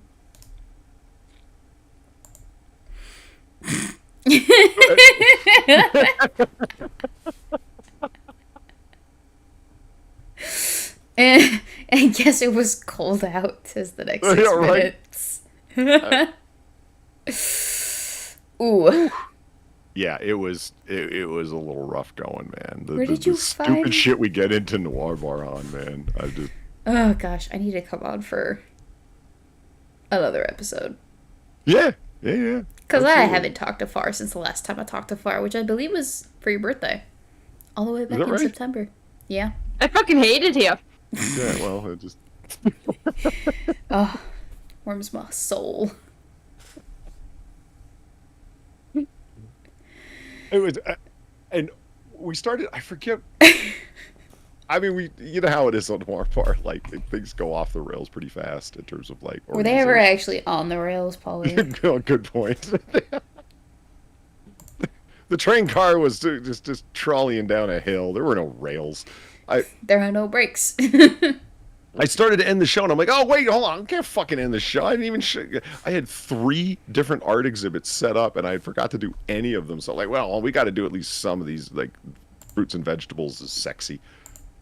Some of the sexy fruits and veggies. Yeah, and it's like, what the fuck are you talking... Is that what you meant by bootylicious tomatoes before we started? And I was like, yeah, because that's what the name of the article was that grabbed my attention. And then I started, oh, wait a minute. There's got to be some crappy art exhibits to take a look at. And that's how I found my way to this, and then 2 others, and we only ended up doing 2/3 of one. We didn't even get through all the sexy fruits. See, that's the kind of museum art exhibition that I could actually, like, shill money out to go and visit. Not the other modern art crap that we have going on in the world, okay? Sexy fruits and vegetables, fruits shaped in sexy ways. Give me an entire art exhibition about just that. I will die laughing, pay good money, and take all my friends. Because it'll be a good time. It'll be hilarious. If it were like... Like, people call them, like, sexy vegetables, but they're really not. Like, every... I mean, if you look at that first... Okay, there's not many...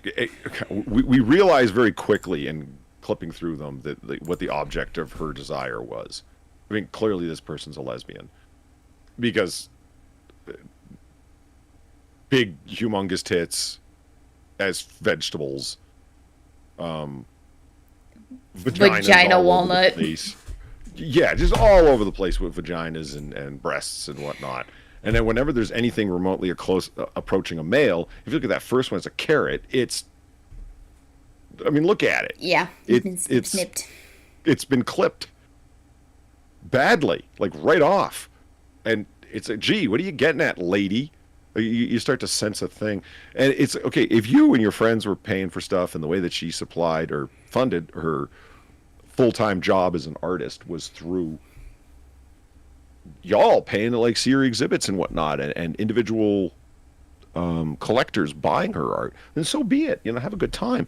But right underneath it was a list of all of her quote-unquote achievements, and it's, most of it was funded through the National Endowment of the Arts. That's your tax money. Oh. Like, all of this was happening off the public tit. All of it. Like, it works at NYU in their art school, and it's like, okay, all that's going through federal and state funding. A small portion of it through tuition, as it does at all major universities. People are like, oh, it's funded by the students. Bullshit.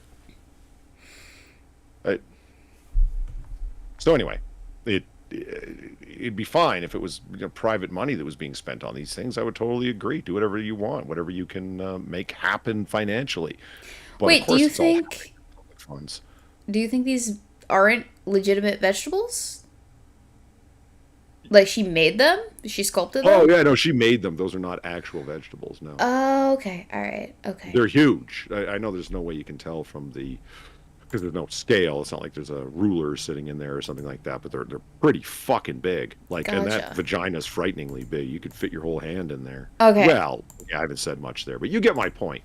I thought that this lady was just, like, going around scouring the country looking for the pre-most examples of sexy vegetables that she could find. Because, you know, like, vegetables and fruits grow in mysterious ways. And so she'd Do you think compiled they them grow so all. mysterious as the pose of that carrot? I mean, what I find so funny about it I've is not seen some weird vegetables in my day, alright? There are some imperfect vegetables. Have you ever seen the butt tree? The butt tree? It legitimately looks like it's got a mooning big old badonkadonk butt sticking out of it, when really it's just the way the tree grew. It's hilarious.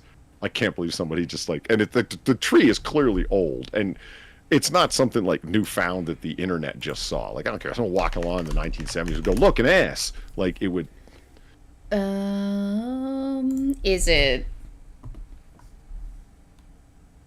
any of these? I guess I should have figured there'd be a whole bunch of butt trees. When This butt tree has a butthole. This butt tree sitting on a fence. Oh man, look how many butt trees there are. Holy crap. There's so many butt trees. This butt tree's got some hip Yeah, sass. it's the one on the left. That is so obvious. That's the one. That's Look at that. It's the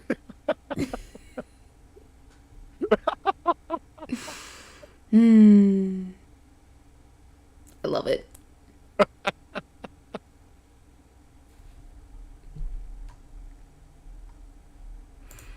way to pat the double ham there, buddy. I think I have your next Yeah, this picture might be coming collage up for on Nora Bar. for Yeah, Nora Bar. Oh my gosh, they're just like so. Oh, Yeah. did you Why is ask everyone patting consent? the butt trees? There's no consent in any of this. No, of course not. Here's a bush. Okay, I feel a little dirty now.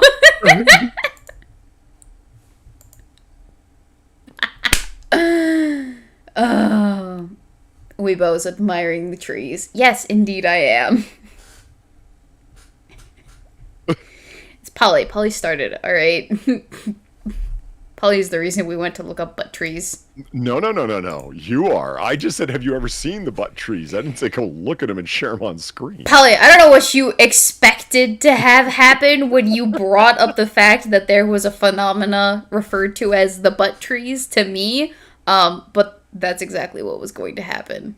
And I feel like you knew that on some level. I trusted in your class as a lady.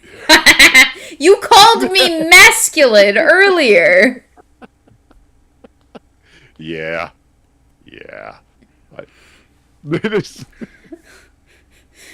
The gentleman contradicts himself too much, methinks.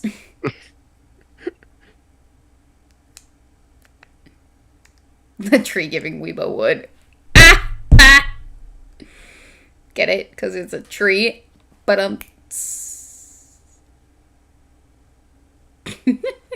no. On the inside, ladies and gentlemen, boys and girls, lizard people of all ages, on the inside, I am not more than a 12-year-old boy internally. oh, I have the sense of humor of a middle school boy. yeah, so do I. It's fine. You're right. Oh, I am right. still a child at heart. I found my replacement. Oh. I found my Thanksgiving otter. See, I knew you had one. Oh no, I did, but I was hoping to find another one. I found an otter holding a tiny little turkey. Aw. A tiny turkey. Is it an art rendering, or is it an actual otter No, it's like a holding little tiny plastic toy turkey that they gave an Oh. otter like in a zoo or something, and he's just, you know, Aww. if you give an otter a little plastic toy, they just, you know, it's theirs now Yeah. because they're, you know, they're otters. So. Kind of like how if I were to give Meowschwitz my hand, it's hers now. She's not going to let it go until she's done chewing on it. Pretty much, yeah. That's why the mini car fits you perfectly. It's because I'm a 12-year-old boy on the inside. Not even maybe elementary student. I've been in elementary. We were not that dirty in elementary school. Quite what progressives want you to think. Have you? So I was watching something on a Lotus Eaters episode that came out. They're talking about the big push against homeschooling. Yeah. Yeah, that it's been a while, but the media push for it all happened like that, like they often do. Don't tell me they're not all in contact and don't have. Wait, a push for or against homeschooling? Oh, very much against. Okay, against homeschooling. And because... Oh, it's the big phrase that gets repeated is it's completely unregulated. Oh, because public schooling is so much better.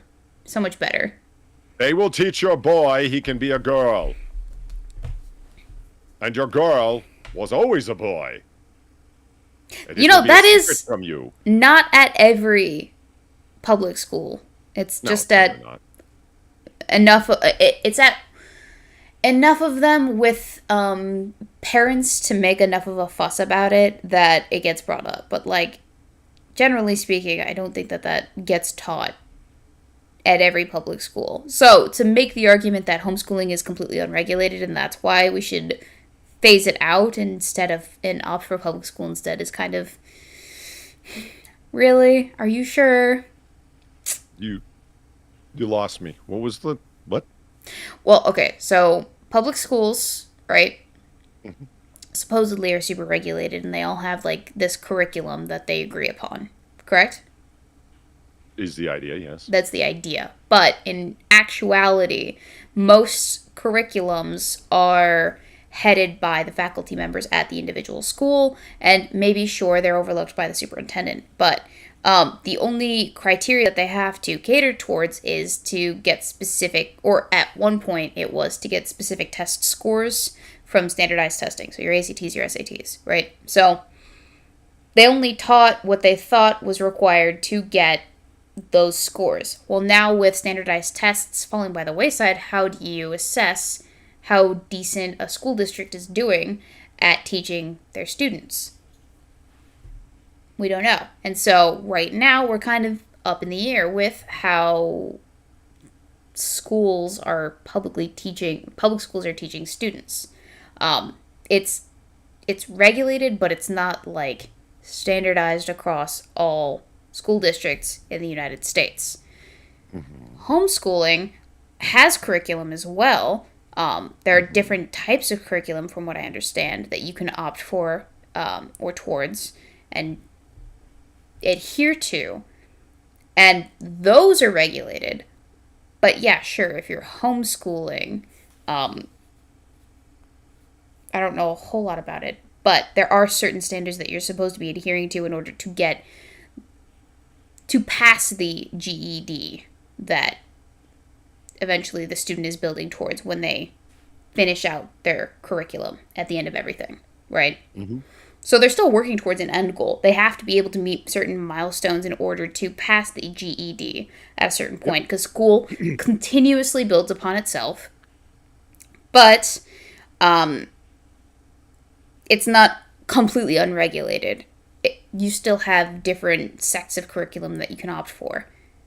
And even when you go to a specific schooling, they also have different ways of teaching, and they also have different standards of regulating what the kids learn. So, like, Montessori school learning is different from what you might learn at a Catholic school or a private Catholic school or like a charter school or in any other private schooling. You're going to learn certain things, but you're all working towards being able to pass those students at a GED level. So, all of the schools against all of each other are unregulated. And so to argue that homeschooling is unregulated and that's why we shouldn't let people do it or have people do it or push them away from doing it seems kind of silly to me. Yeah, well, you'd have to read the. Okay, I hear the point you're making. Um, if you had watched, if you read the Washington Post article or the John Oliver Last Week Tonight segment or the New York Magazine article, the New Yorker, no, the New York Magazine article, the split piece from the Los Angeles Times. Like, wait, these all came out within 3 days of each other. It's fucking right. And they all repeat the same thing and started off. And in the first line, they said the completely unregulated or largely unregulated or wholly unregulated. That's the big scare word of homeschooling and how it's on the rise. And to make note within the first few sentences, that is the fastest growing kind of education in America. And it is, you have to take into account certain things like a lot of parents opted for homeschooling rather than a barely set up version or haphazardly set up version of distance learning during COVID Right. shutdowns. They just went for homeschooling because what the fuck's the difference? Right. If you know what I mean.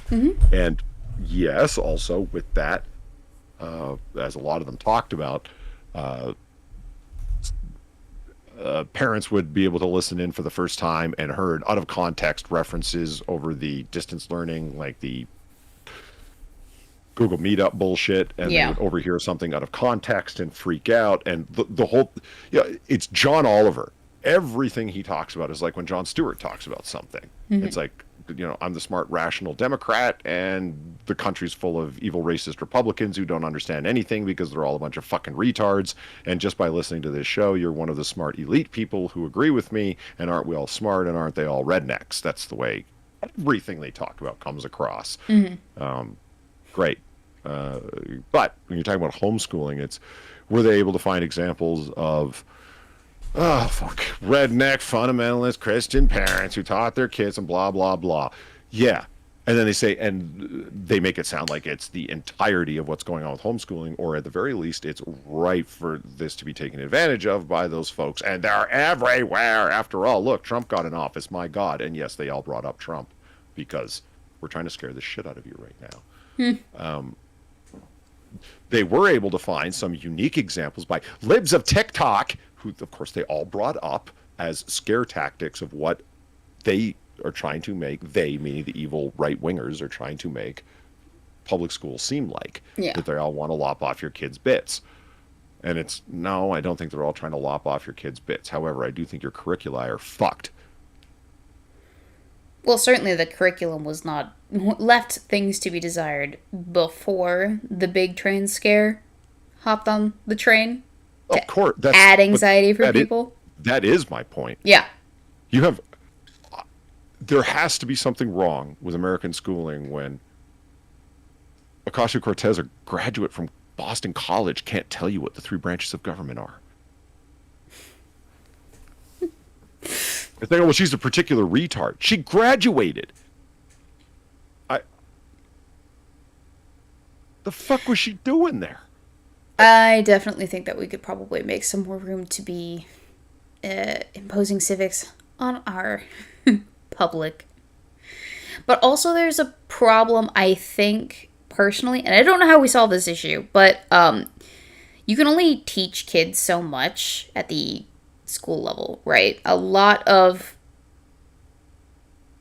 who they are and how they ingest that information, right? So you could talk at a kid and they can ingest that information, or it could be like you're talking to a brick wall with that information. It's just going to bounce off them because they're not listening to you, or they don't care about the subject, or it's not fun for them, or they don't think that it matters, etc., etc., etc. And a lot of that influence comes from the parents at like the early to elementary school age, and then as they grow into like middle schoolers or into high schoolers, it becomes the peer groups that they ingratiate themselves in that have the heaviest influence on their outlook in terms of academics, right? So kids start to think, oh, learning is lame, and so I'm not going to do it, and I'm just going to check the fuck out, and only check back in when I'm absolutely forced to because my grades are so ass that I've been grounded from hanging out with my friends or whatever, you know? My grades are ass. My grades are so ass. Like,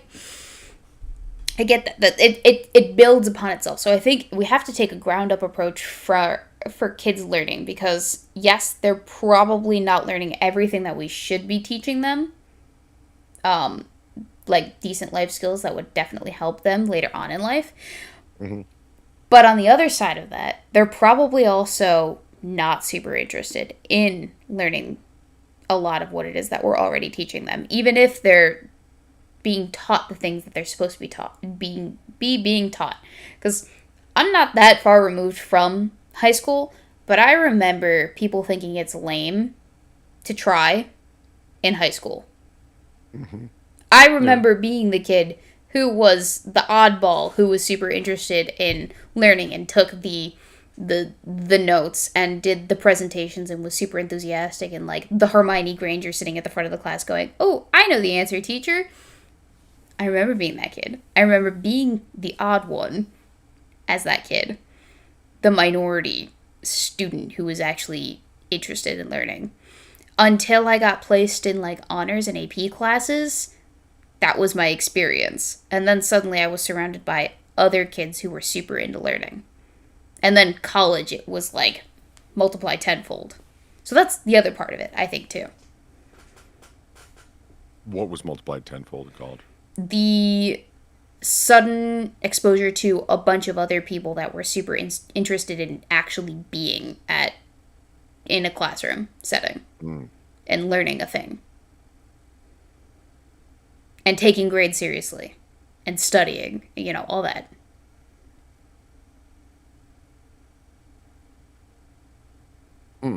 Yeah. So that's the other part of it, too. It's not just teachers. It's not just the education system. It's the impression that we leave with the children as they're growing up, as far as learning and the importance behind that.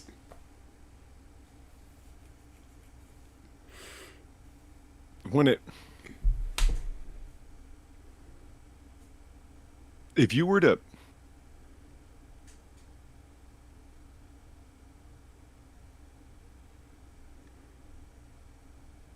okay. Yeah. Let's hear it. Here's what I think. Let's say you mentioned civics. Let's talk about civics for just a second. Okay. And I'm a little bit biased on the subject. Oh, you? No, I would because I do never. political science, so I'm a little bit biased. Just a little. But people will say things that are. There is a right word for this. It's called retarded. And I mean in the classic sense of the word, like not like you have a mental disorder. Like retarded means literally like limited, Slow. fucked up. Yeah, like the engine retarder brakes on a truck. Mm-hmm. What does it do? Well, it kind of operantly describes it, doesn't it? It retards the engine to retarder brakes, right? Right. It's the way that it works. Okay, these kids are retarded. They like, and the fun is you get to mean it figuratively and literally. Like you only went so far and then stopped right there, retard. So it's.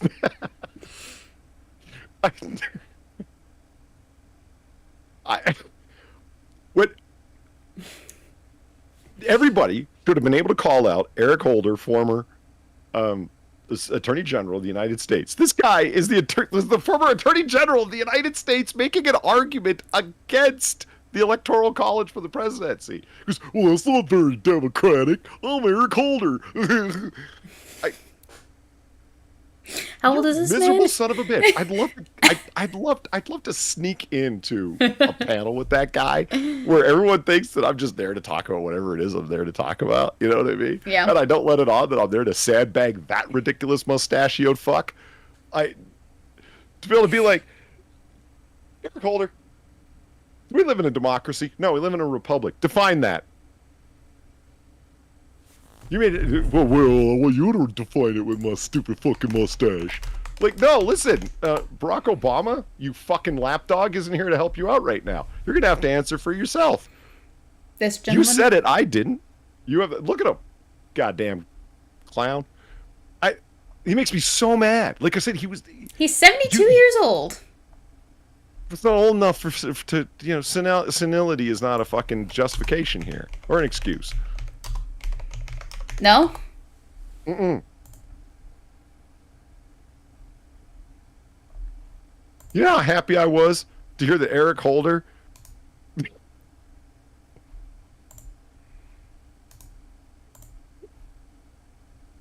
You okay? I sorry, it just struck me as funny. You know how happy I was to hear that Eric Holder shot down a rapper. I was just like, oh hell yeah, he's on the run too, and he was on the run for a hot minute. Oh, okay. You mean when Hillary Clinton won the popular vote but lost the election, he called to end the electoral college voting system. Yeah, and that was before he shot Nipsey Hussle. Okay, the bad joke there is that a guy who unfortunately shared the same name, Eric Holder, shot Nipsey Hussle in front of his store on the opening day. Ah. And so, and you just heard again and again that Eric Holder is on the run. The cops are looking for him. He shot Nipsey Hussle. I was like, oh shit, he went back to the hood.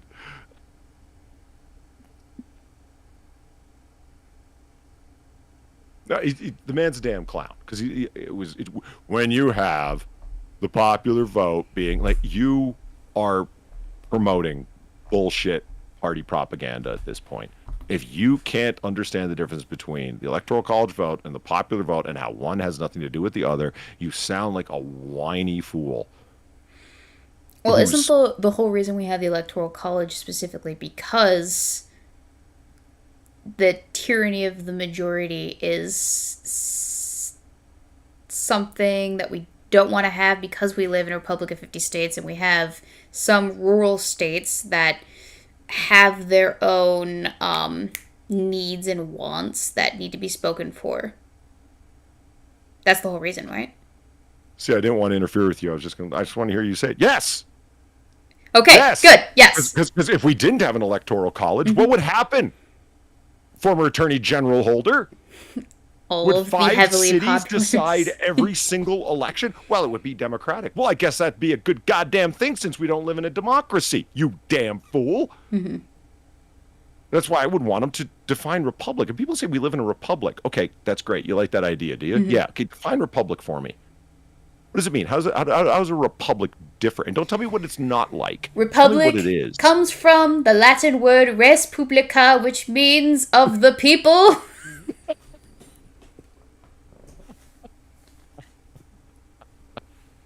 Yeah, I mean, going through civics class, you should be able to do it. Mixed type. Mm-hmm. It's not a monarchy. It's not. You can have a rule of one, rule of few, or rule of many. Rule of one, generally called a monarchy. Mm-hmm. Rule of few, usually called an oligarchy, which sometimes can, descend into an aristocracy, which can descend into an oligarchy, or you have a rule of many, democracy. Problem with democracies is they can turn into mob rule. And yeah, founding fathers talked constantly about the swaying passions of the people and the tyranny of the majority and whatnot. Mm-hmm. And it's to stop exactly that. And anybody who wants to talk about, and here's a question. Listen, if you are against the idea and you think that, like as Holder said, we should get rid of the electoral college because it makes it unfair because we live in a democracy and the point should be that, shut up. Mm-hmm. You were the Attorney General. Do you think that you should wrest all state authority for prosecuting crimes and take them and give them to the federal government? He's going to say, no, of course not. Then you understand the idea that it's a collection of states. Hence the name of the country. United States. And this is what I mean. The man, I know he understands these things. Mm-hmm, I absolutely believe that he does. He was speaking party politic nonsense. Yes. Because I don't really like the fact that Trump is there. So I'm going to bitch. You don't want to admit that Hillary Clinton was a thoroughly unlikable person. And despite how badly you wanted Barack Obama to have a third term, and how evil you think it is that presidents can only run for 2 terms, now by law, originally just by standard after Washington. Mm-hmm. But, hey, no, I don't like that. Guys that I like or women that I like should be able to run for as many terms as I want them to. I think we need to expand populism. that. The only populist president we ever had that was able to do was FDR, and he was a Democrat and an authoritarian. and an out-and-out racist, but they never want to talk about that.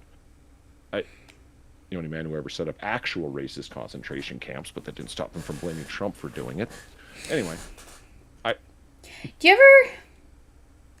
everyone should be able to call the people out on this that say things like that. That's what I mean. Yeah. Eric Holder, if he didn't think that he would be able to get away with saying something like that, wouldn't say it. It would stop him. And that's what. So when you think about mathematics for a second, like basic arithmetic, you say to somebody, "What's 5 times 5?" Most people just say 25. They won't even think about this. Rattle it off. Why? Because they went over it again and again and again to the point of tedium. They're never going to forget it. Mm-hmm. They're never going to fucking forget it. And that's the whole point. Things that are civics should be gone over again and again and again. And I don't mean the same thing. I mean applied, not taught once and then moved on from. You expect someone to remember that? Why would they? Especially, like you said, if they don't have the desire to learn. Why push civics so hard? Because y'all think you have the fucking authority to vote. Oh, that's right, you do have the authority to vote. But we think it's more important to teach you whatever. I'm not going to crack jokes about it, because it's not everyone is all teaching the same things, not all gender ideology. But if you're not pushing civics again and again, and you're putting out an 18-year-old that can't tell you what the 3 branches of government are, and why there's 3 branches of government, how about that? More important than what they are, why are they are? Why are they separate? That's part of the checks and balances you never hear at the end of? Well, what are the checks and balances? That's why we have 3 branches of government. Mm-hmm. So the people enforcing the law can't be the same people who are making the law, can't be the same people who are adjudicating the law. Because otherwise you have a system of authoritarianism. Right? Right. I mean, it's a pretty simple thing, but you don't have it drilled into people's heads over and over again. So you have morons that, wait, hold on. Why is Congress asking the president to do this? It's not the president's job. Why are we acting like the president should be deciding everything? Wait a minute, why is the president talking about this shooting that happened locally when that's not under federal law? Why is the president being asked to speak about this issue that happened in one little small town? Why are we driving up to the governor's house and asking him or her? The people actually have the authority to affect something. Wait a minute, who the fuck is in charge of our state legislature? Oh, who cares? I don't know. News media didn't talk about that. You know, I think people would have been more invested in their civics classes if Polly were teaching civics. Just once during the 45-minute course of the class, you go off on a rant about politics. And then you're like, all right, anyway, so George Washington set the standard. Let's talk about my favorite man of all time. Again. Like I said, drill it into him. Exactly. And that's why George Washington was the greatest man to ever walk this planet. Well, no, he wasn't. But if you want to talk about his failings, we could go on and on about that. I have a sneaky suspicion that you have an entire Venn diagrams of pros and cons for, not Venn diagram, but a pros and cons list for George Washington that you have citations for as well. You're like, I can point to exactly where I can pull this information from in the text. Well, one of the things I like about Washington is that he was he was far from perfect. That's what makes his successes impressive. Because, it's the lows that make for highs, that kind of thing. Like endless successes. I mean, he was you take a look at somebody like Wellington, a British General Wellington, the guy who ultimately defeated Napoleon at Waterloo. Oh, man, the guy always won. It's just, he was a pretty spectacular general. And it was the troops he had underneath him as well. That was a big part of it. They were professionals. Yeah. Washington had, farm boys with their dad's muskets, for Christ's sake. It was... And yet... make an army out of them. Wellington showed up and there already was an army.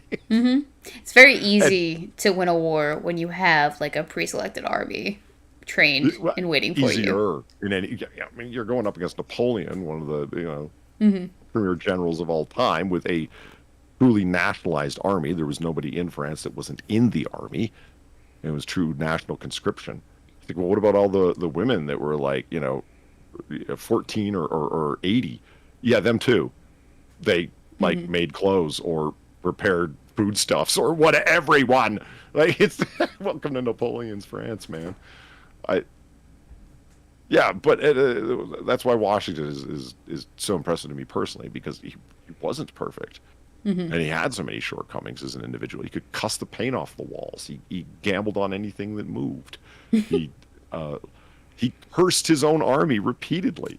The amount of times that there are individual stories of him throwing his hat to the ground, damning his own troops as they retreated. Well, that's got to be great for morale. I know. Well, he was frustrated, You right? fucking fuckers! Get the fucking head together! You try. It's not an easy thing to picture, right? George Washington. No. You know, God damn all you! Which, okay, and you have to understand, at that time, that was as bad as it gets. It was 10 lashes to strike a superior officer and 15 lashes to curse him. To give you an idea of how seriously they took cursing someone. Washington cursed the whole army while throwing his fucking hat to the ground repeatedly because he was tried to teach them how to do an orderly retreat. No one had sounded retreat. They got scared and ran because they weren't an army yet at that time. They were, not well off. Do you Sounds like ever? General Patton. Yeah, Patton. So speaking of George Washington, I just remembered that this was a thing. Did you ever happen to stumble upon the Adventures of George Washington? No, what is that? Oh, you'll love this. So, basically, you just take a whole bunch of pictures of George Washington, right? And you apply captions to them. And tell a story. So this one says, I'm gonna read this family the best gosh darn story you ever heard. Not the one about the British. Spoilers, Martha. Here, let me send you the link in case, for whatever reason, the connection makes it all fuzzy again. You told me there would be donuts! Anyway, here's Wonderwall. Was that the doorbell? No. Yes, it was. George, I can't hear the TV. It's the pizza man, Martha! I burned dinner. Why, George? So we could go to Waffle House. Well, just thinking ahead. Right, of course. Martha? What? You let the ghost children back in, didn't you? Surprise, bitch! Damn it, I forgot the milk.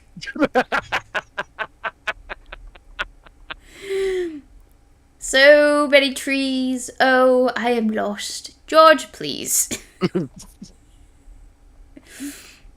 How's it look? Swoons. Pretty damn good, huh? I ordered fries with this.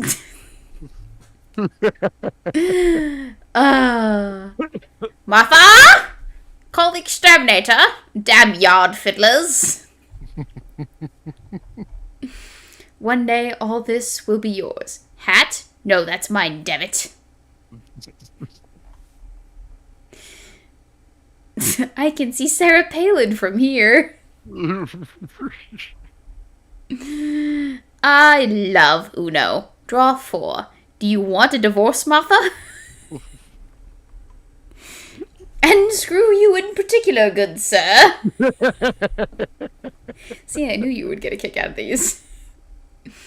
You have some visitors. Better not be those damn ghost children again. Ooh, damn it, Martha. I packed your lunch, son. I'm a grown man, Ma. I put 2 fruit roll-ups in it. Oh, yes. Anyway, this is how we learn civics in middle school. I'll let you go through the rest of them because I think you'll enjoy them. But yeah, I'd be okay with this. Yeah. In middle school. Yeah, of course. Do they still make fruit roll-ups? Yeah, they do. Cool. you can go and get yourself some fruit roll-ups.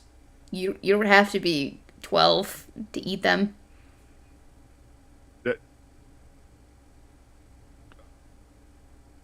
Is that true? Yeah. Cool. Yeah. Cool. So you're gonna leave later this evening. You're gonna go to the store, and you're gonna get yourself some fruit roll-ups, Polly. And you're You gonna. don't like fruit roll-ups? I do, but I'm trying to keep But my I'm not girlish 12. figure. But unlike certain other people in this stream, I'm not 12, Polly. I don't have my magically fast metabolism. No, I don't. I need to watch my girlish figure. That's one of the reasons that I wanted my dehydrator. Like I said, I want to be the jerk master and make all kinds of jerky. Oh, I have some what do you call it? Dehydrated food recipes if you want to take. I have yet to actually test them out, so maybe I'll test them out first and then I'll give them to you based off of my ability to recommend them highly or not. But they also include dehydrated fruit strips or whatever, which is basically just like fruit roll-ups but naturally made at home. Yeah. I was watching people like with their dehydrator make fruit roll-ups and blending fruit purees and then pouring them out and then fruit roll-ups, and I'm like, oh man, I've got to It's like then you wouldn't need to worry about your girlish figure so much because like you're not putting like 70 extra grams of sugar in each one. Well, I mean, fruits are still technically sugar, but yes, I get your point. You're not filling yourself full of not dehydrants, preservatives and whatnot. Well, we could make some, I don't know, some potato roll-ups or no, those are carbs. Some cucumber Those would be roll-ups chips. for you. And cucumbers are basically just water, Polly. Are you trying to tell me? Yeah, dehydrated water. Just add water. What? There wouldn't be anything left.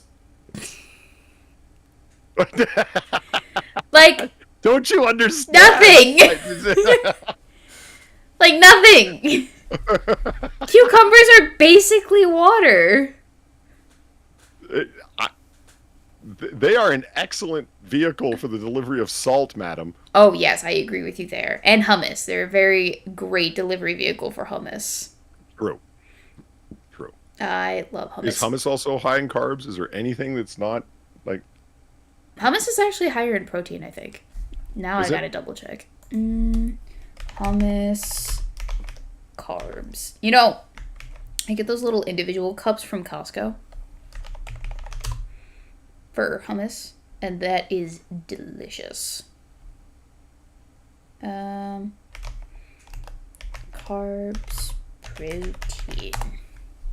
I could have just celery Googled. for when you want water with hair on it.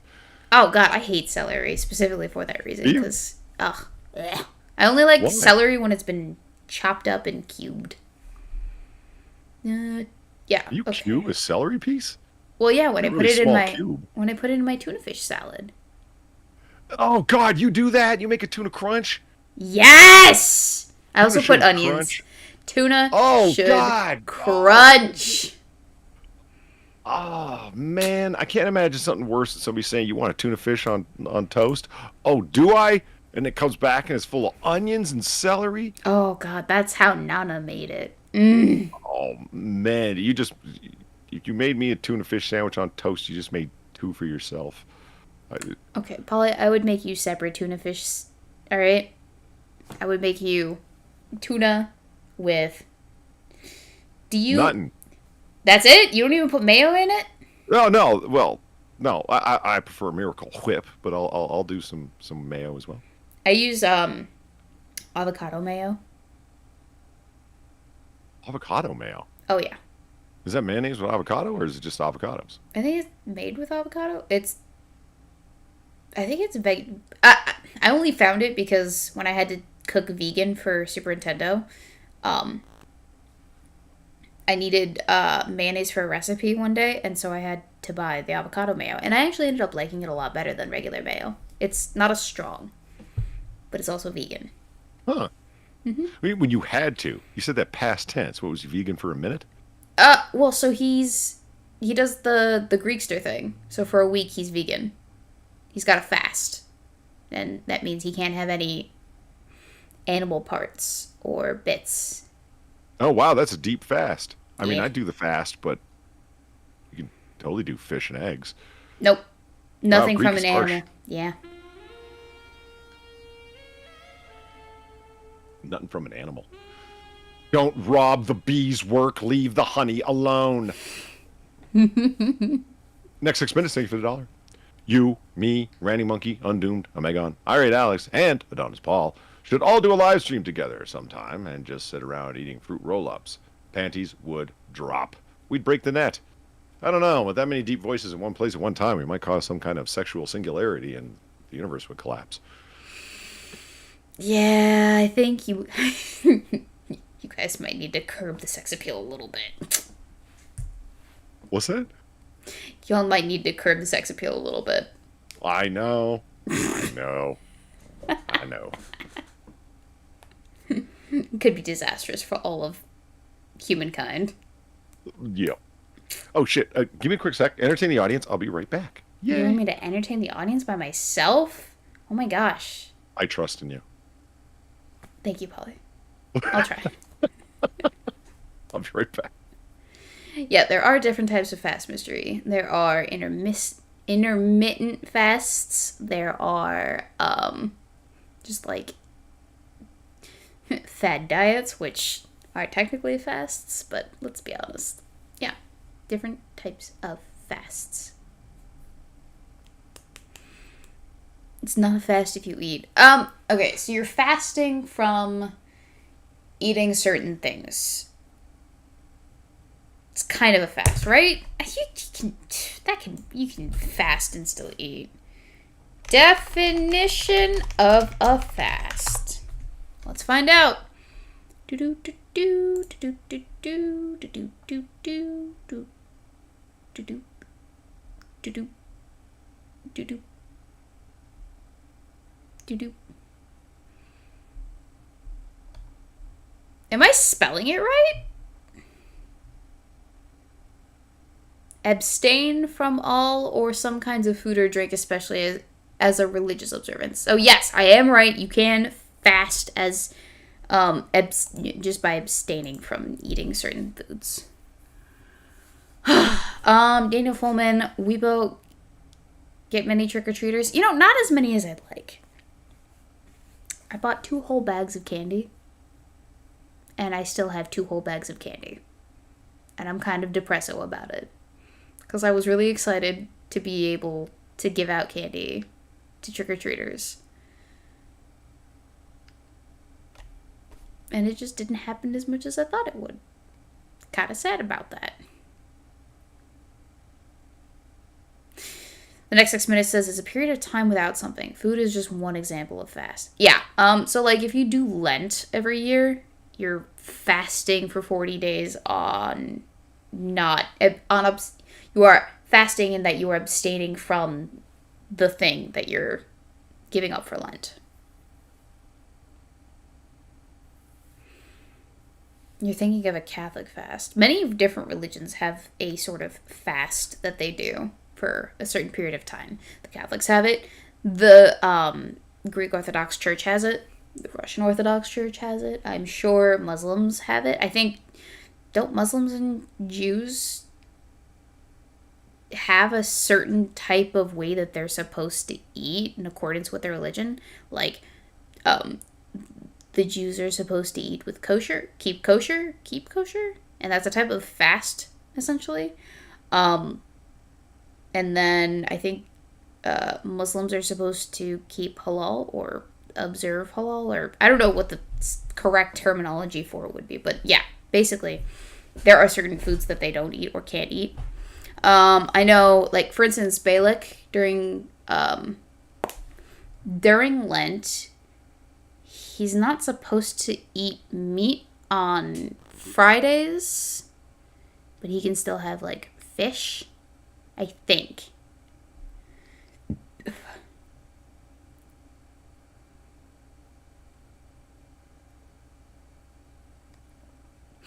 No, fast also says to abstain from all or some kinds of food or drink, especially as a religious observance. It doesn't say for how long specifically, or it doesn't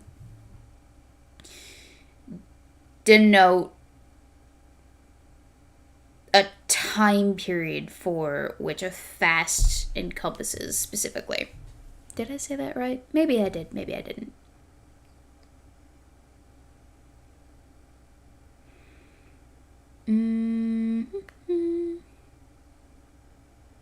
The Muslim or Islamic time of fasting is called Ramadan. Yeah, I don't know what they do for Ramadan. I've never had the experience of experiencing Ramadan with anybody. I don't know anyone who's ever had to do it from what I know.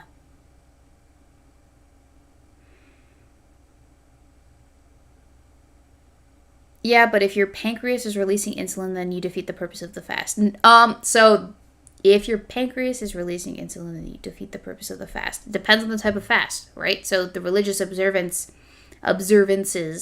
are a fast, but then there's also fasting, like intermittent fasting is a type of diet fasting. So it really depends. There's fasting for dietary reasons, which probably, yeah, if you're releasing insulin, defeats the purpose of the fast. But if you're fasting for like religious observances, you're doing it for religious reasons, so it doesn't necessarily defeat the purpose of the fast. Yep. Daniel Fullman, Weebo, still writing your book? I am still writing my book. I am behind on writing my book because I have been in quite the funk the last couple of weeks due to burnout. Severe burnout. I've been taking on too much. I did too much, and now last week I definitely paid for it. I got a little bit of sick. So like Thursday I felt it the hardest. I was just not in a good way. So I just vegged. And then also, I just did not have the motivation to finish the Halloween special as a result of that and all the other editing issues that I came across while I was in the middle of it. And then on top of that, we had company the last 2 weekends coming over for various reasons, so I had to prep and manage that. In addition to the fact that I had a big project at work that I was working on that has taken a lot of my mental energy away from me, so I was managing that. And in all of the hustle and bustle of the week, I just kind of like put writing on the back burner because something had to give, and it was that and working out. And so I just kind of like, all right, I will get to it when I have a little bit more time, once I've like managed all of my shenanigans, gotten to a point where I feel okay, and then I will dive back into it. So I'm about it's gonna sound bad, but I'm about 10,000 words behind on my manuscript right now, which is not the end of the world because it'll only take like 10 days to get caught back up because I'm writing at 1,000 words a day. But if I want to make my deadline, then I'm going to have to double some days, or instead of running at 100% in terms of writing output, I have to do like 150% in terms of writing output. Whereas before I was just doing like 80% to keep up with where it is that I wanted to be by when I wanted to be there. So, yay me. It's a process. And Polly, are you back? I am. Very good, very good. What say we go another 15 minutes, open it up to questions, and then we close it out for the evening? Because I am approaching pumpkining time. Oh, okay. Yep. Sounds like a plan. Excellent. So, Polly, do you do any sort of fastings? Because we've been talking about fastings a little bit. You said you did the fish thing during Lent. Well, yeah, you have the. Yeah, I'm not sure how it works in Greek Orthodox, though I would be interested to hear. You have actually fairly limited obligatory fastings. Mm-hmm. Here, I dragged my... I dragged Discord over onto this other monitor, and now I can't drag it off. I don't know what's going on. It seems it's found a home on this monitor and doesn't want to leave. It's a squatting application, if you will. Ooh. Love those. Those are my favorite. Yeah, the only obligatory fastings, because there's abstinence and fasting. Right. And fasting is when you okay, so the technical definition is fasting, you can only have one meal a day, and two smaller meals, the smaller meals of which cannot comprise the size of the one larger meal. Comprises, and when they're put together, they don't equal the size of the big meal. The one meal. Right. And that might sound complicated, but that's actually a really simple way, as opposed to 200 grams of this and 500 grams of that. And do you know what I mean? So yeah. I thought it was actually a pretty elegant solution where I'm like, oh, I get what you did there. I see. I'm there with you. So it's like, how would you decide that? You have to decide, because only you know how big one of your meals is, and stop screwing around. And they're telling you to eat simply. So some people take it more deeply than others. But you only have 2 obligatory days of true fasting per year, which are Ash Wednesday and Good Friday. Mm-hmm. But most people fast a lot more than that. Yeah. Yeah. Like coming up, the Advent, and some people do fasting straight through Lent. They go hard, hard. You know, like some people are going to give up something. Yeah. You know what I mean? So people are like, I'm giving up food! Like... like the Lord.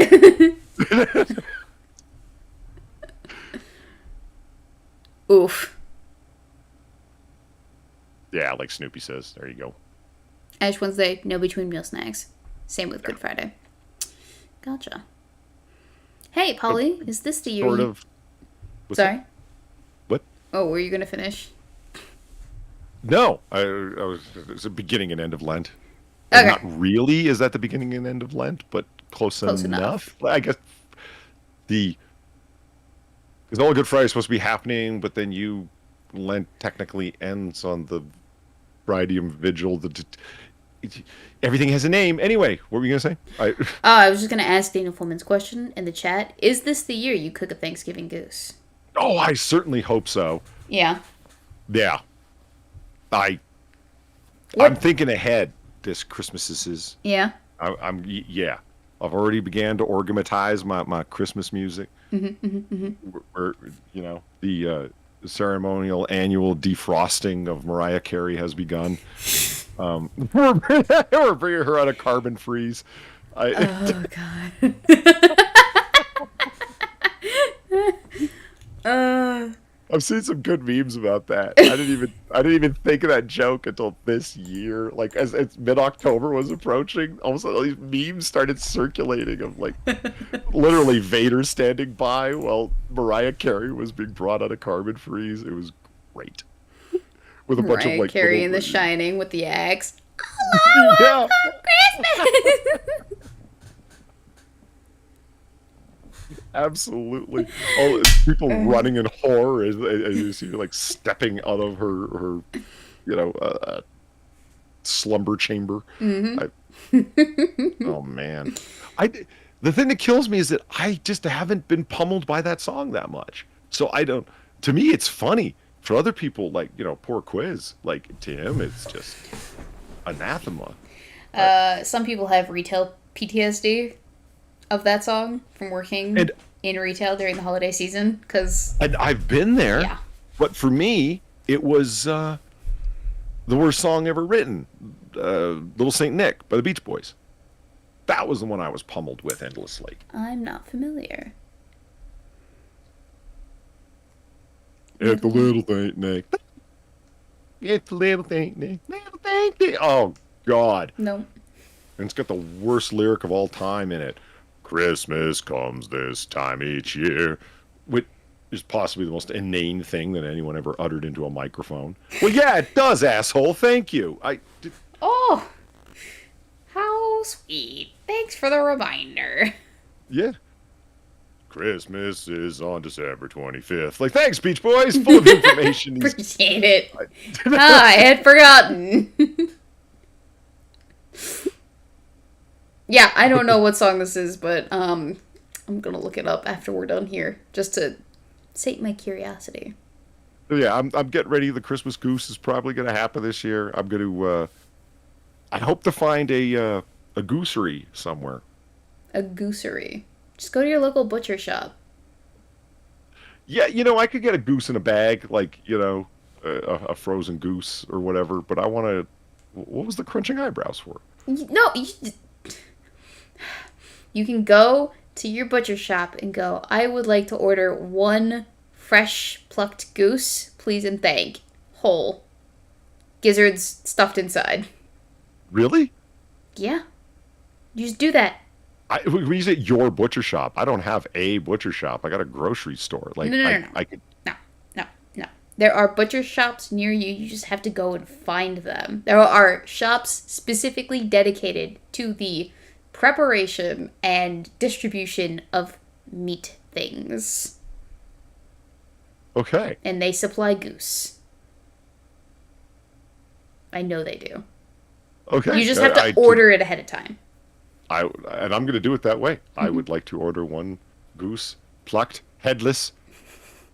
Keep the neck. That's fine. Stuff it inside the cavity. And I want all of the goose heart, and the gizzard, and the giblets. Yep. Stuffed inside, please, and thank. Exactly. That's all you love. That's all you gotta say. And then they hit me up with a bill for a few hundred. Maybe they might. I don't know. When I got oxtails from the butcher, it did cost me more than I thought it would, but that's also because it's fresh, and oxtails I didn't realize are expensive. Yeah, I mean, I have had oxtail a whole fuck ton of times, but that is because I think they're buying it in bulk. There's a lot of West Indians in and around where I'm at, so there's a lot of West Indian joints, Jamaican, Trinidadian, you name it. And yeah, oxtail obviously is big Caribbean food, so curried oxtail and so on. So they must be buying in bulk because it's not really that much more expensive than the curry mutton or whatever else you might buy. It's just there on the menu. It's a good thing. Yeah.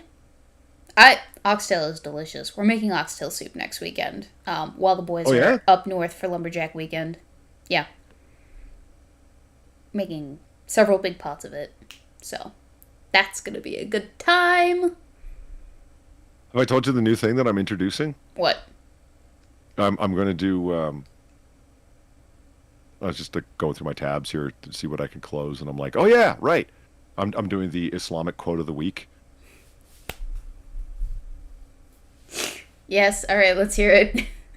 Would you like a sneak preview of this week's quote? Yep, let's go. From Sahih Bukhari, Hadith number 203, narrated Ali ibn Abu Talib. Yes, narrated Ali ibn Abu Talib.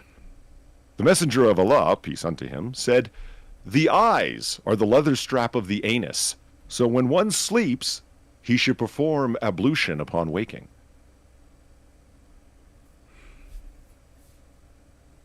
Ablution? Wudu, ceremonial washing before you pray. Where one washes in a particular order, your hand, your face, the nose, thrice, the ears, and so on. Yes. And because, as the Messenger of Allah said, the eyes are the leather strap of the anus. So one who sleeps should perform ablution upon waking.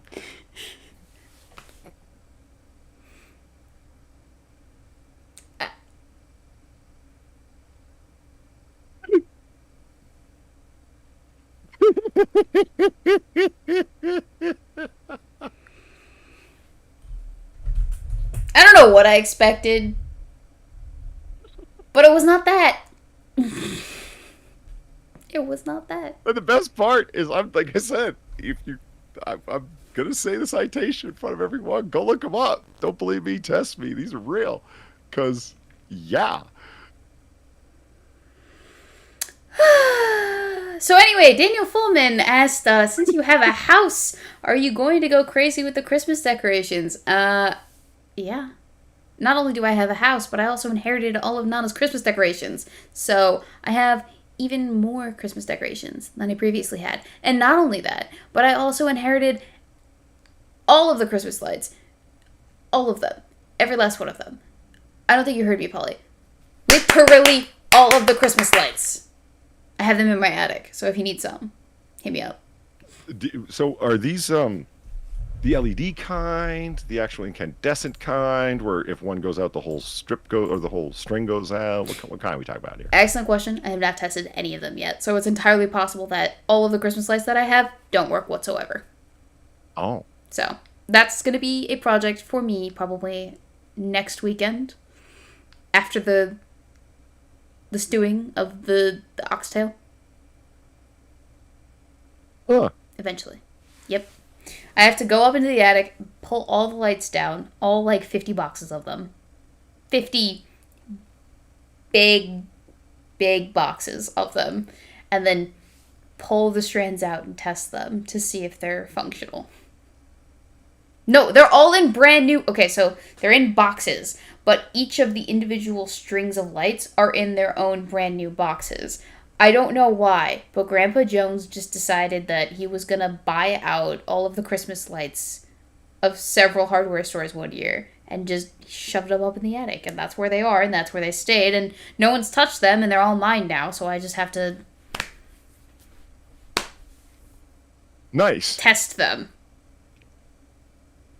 I'm gonna end up with more Christmas lights than I absolutely need. I'm gonna be the Clark family Griswold house. That's just what I was thinking of when you were talking about they're all upstairs in the attic. Remember when Clark pulled out like The big ball. got a little knot here. Got a little knot. Yeah, He yeah. hands. He hands it off to the kid. There you go. Yeah. Oh, that's a Christmas movie you need to watch this year. I love that. Yeah, National Lampoon's Christmas Vacation. Mm-hmm. That is a family favorite in the Jones family. Oh, it's classic. Oh, yeah. It's classic. Mm-hmm. I'm getting myself another bedroom tree this year. Of course, naturally. I expect nothing less. Well, my old one was absconded with, so. Absconded with? Who absconded with your bedroom tree? Wait, didn't you tell me your mom did it? My mom's friend, technically. Oh, okay. My mom's friend wanted to borrow it because she was going out to her cabin, and she just left it there. And I was like, 2-3 years ago? And I guess she just, like, appropriated it. Like the And I was British with the Rosetta Stone. Yeah, but, you know, they had a cause. You're right.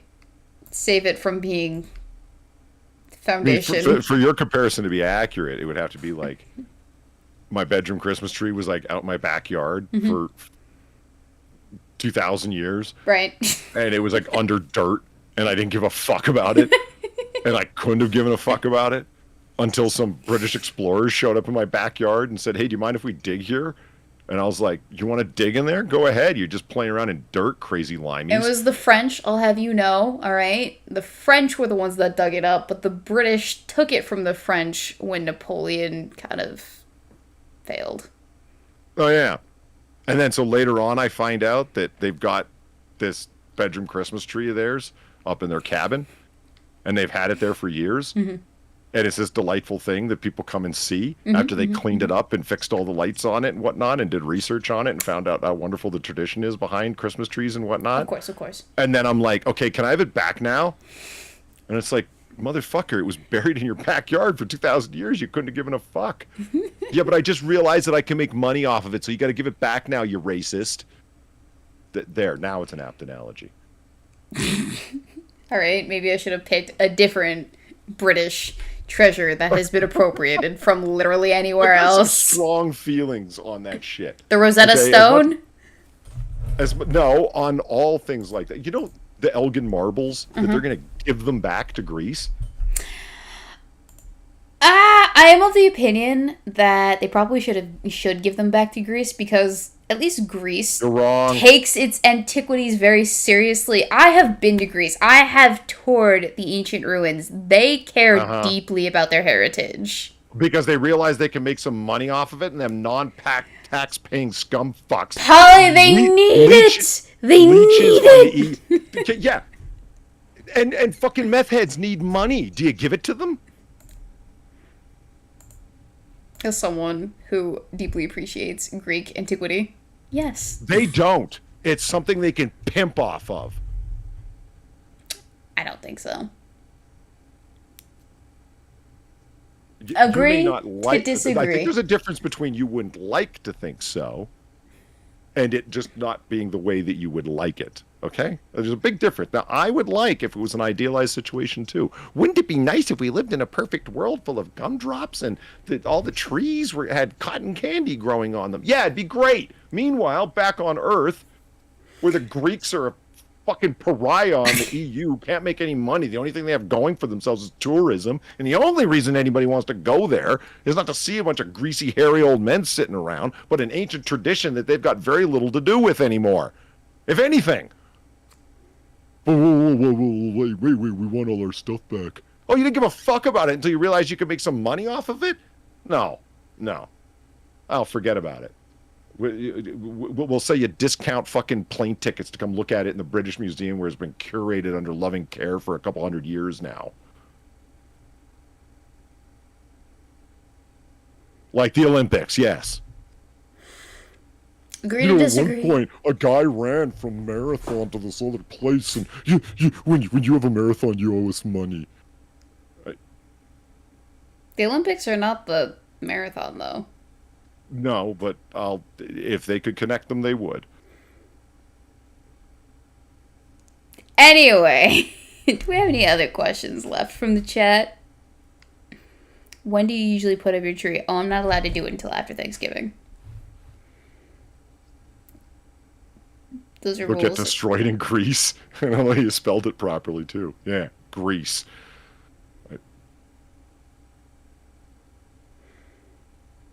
Speaking of historical shenanigans, hello, I tried to find your We Was Kangs episode, but looks like it's gone. Very sad. It's still there. You just gotta look for it. We were talking about doing a debate on... Stupid stuff? Yeah, like hamburgers versus hot dogs and cake versus pie, that kind of thing. Yes. Which I still think would be fun. But we should do a thing about the return of antiquities to their ancestral homes and the miserable scumfucks trying to profiteer off of it. I do think that a case could be made for certain return of certain artifacts. I do. I think it's a case-by-case basis, honestly. Sam is really interested in that real ribbon in your hair, Weebo. Oh, yeah, it's a ribbon. Is it a real ribbon, though? No, it's a clip bow. I clipped it in. I'm not that good. I wish. You can't do a bow with your eyes closed? Men do it all the time. No, I can do a bow with my eyes closed. It's different when you're doing it behind your head as opposed to in front of you. If I tried putting a tie on the back of my neck, it'd probably get all fucked up. Mm-hmm. Yeah, no, it's still here. It's still live. There's a whole playlist on the channel about it. You just gotta go to the channel. The What's Kang the stuff. playlist? Weebs Get Saucy. The Kang Saga. Really? Cool. Yeah, you just go to my channel, scroll down until you get to the Kang Saga. It's like the second to last thing at the bottom. And then you'll see A Tale of Kangs Part 1, We Was Kang's debate promo, Radio 1 defeats dumb racist Weebo Jones and Bruce. Well, because I had to include Radio 1's video in the playlist because it's integral to the story we're creating. And then we got A Tale of Two Kangs, A Tale of Kangs Part 2, a divine comedy. Inside, what did I call this one? Inside the sixth circle, as in the sixth circle of hell. Here, let me, you know what? This will be the last thing we commiserate on before we hop off. I think. If I could figure out Sam, how to right. No. I just remembered. You just reminded me about that right now. I forgot to go look it up. What did you do? There was a British officer who wrote a book on the American Revolution from the British perspective, and it was really interesting to see the other side of it, so to speak. There it is. Got him. Okay, so what was the first title? It was a story of outraged Twitter historians. And then Radio 1's video was called Radio 1 defeats dumb racist Weebo Jones and proves whites do not know ancient Egyptian history. Kemet. And Right, from his Kemet. 4-minute and 47-second video, I produced a 29, I think. Maybe it was this one, or maybe it was this one. Oh, no, I produced a 57-minute video in response. Even better. A Tale of Kangs Part 2, a divine comedy inside the sixth circle. And then he responded again with a 14-minute video. And it was Delusional Racist Speaks Lies About Radio 1 and Weebo Jones' Poor Knowledge of Ancient Egyptian History. And then, finally, we get the 57-minute video. With the horn. Which, by the way, I was not blowing that horn, like, accurately. You're supposed to, like, purse your lips and just... The air. I was not doing that. Tale of Kangs Part 3, Cave Beast Thought claps back.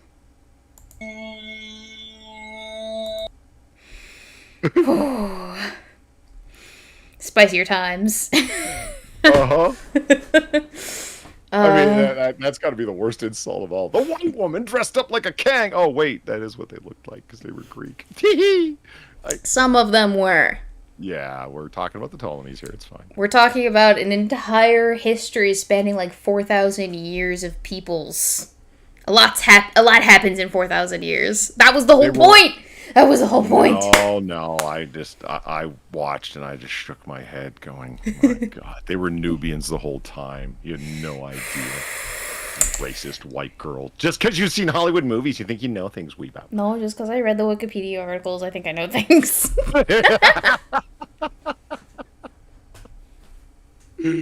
No, I actually went to my school's library and I, like, pulled actual primary sources from the dusty stacks. I could tell by how... Holy shit. I was... Yeah, I've seen some... Did he, like, scrub his presence on the internet after that? No, his videos are still there. Like, I was going directly to his channel. Oh, wow. He's posting up the internet until... after that. Jesus. He's posting up until a year ago. And I was, like, super nice about everything, too. Like, I could have been the biggest bitch. But I did not do that. I took the high road, Polly. You took the high road. Well done. Anyway, so we're at 10:20, and I need to go to bed. Because Sure. I got work in the morning, so. Sure. We shall close it out. Polly, would you like to shill anything for the audience? Just did a noir bar on Friday night with Sam and Far. It was fun. We went over sexy vegetables. It was weird. In addition to seeing what a $500,000 house in Australian outback looks like. Oh? It wasn't remotely as bad as one might think. Like, it was like this tiny little house on this big ass property. And so, like, inside it was pretty nice. It's just that it was just really small. That's all. I forget other things that we did because we only got onto the sexy vegetables right at the end. I don't remember what the hell we did for the first 3.5 hours. Which sounds really weird, but I really can't. How long was the stream? 4.5, I think. Oh, 4, okay. somewhere around there. It's, once you hit the sexy vegetables, it's just downhill from there. I pretty much ended it after the sexy vegetables. Like, the first one I sent you, like I was like, oh man, we're not getting any better than that. Let's just call it. Sam says you mostly just bullied Far. Yeah, that sounds about right. It's okay, Far. I'm here for you. I'll come on and bully the boys for you. Well, there's always a stool for you. You know that. Of course, of course. So, you got a episode coming up this Friday then? You're damn right. Damn right. Yeah. It's going to be awesome. Yeah. Just, yeah. Yep. Are you actually going to go to bed now? You're not going to like stay up? You're not going to drink caffeinated beverages? Put that coffee down. Like, go to bed. I'm trying. Wait, I gotta shill too, and then I gotta close this out. All right. Okay, so I am posting the Halloween special for patrons tonight, and then it'll be live for everyone else tomorrow around noon. So, Cool. save your seats. It's gonna be epic. It's all about Rome, which I know all of you guys love to hear about. So, enjoy yourselves. I'm excited, even though it was a slog to get through this year, just because of all of the hassles that came with the editing bay. But other than that, I did have an epiphany for the next video topic that I want to dive into, and it has to do with the working man's struggle. And I'll leave it at that. Really? Yeah. I'm not gonna Vague. I'm not Intriguing. gonna say anything more about it. Yeah. Anyway, other than that, side quest on Tuesday, cocktail hour next Sunday, right, Polly? Yeah? Yep. Yeah. All right. Mm-hmm. So we will see you all later next week, same time, same place, same otter, same face. Bye. Have a good night.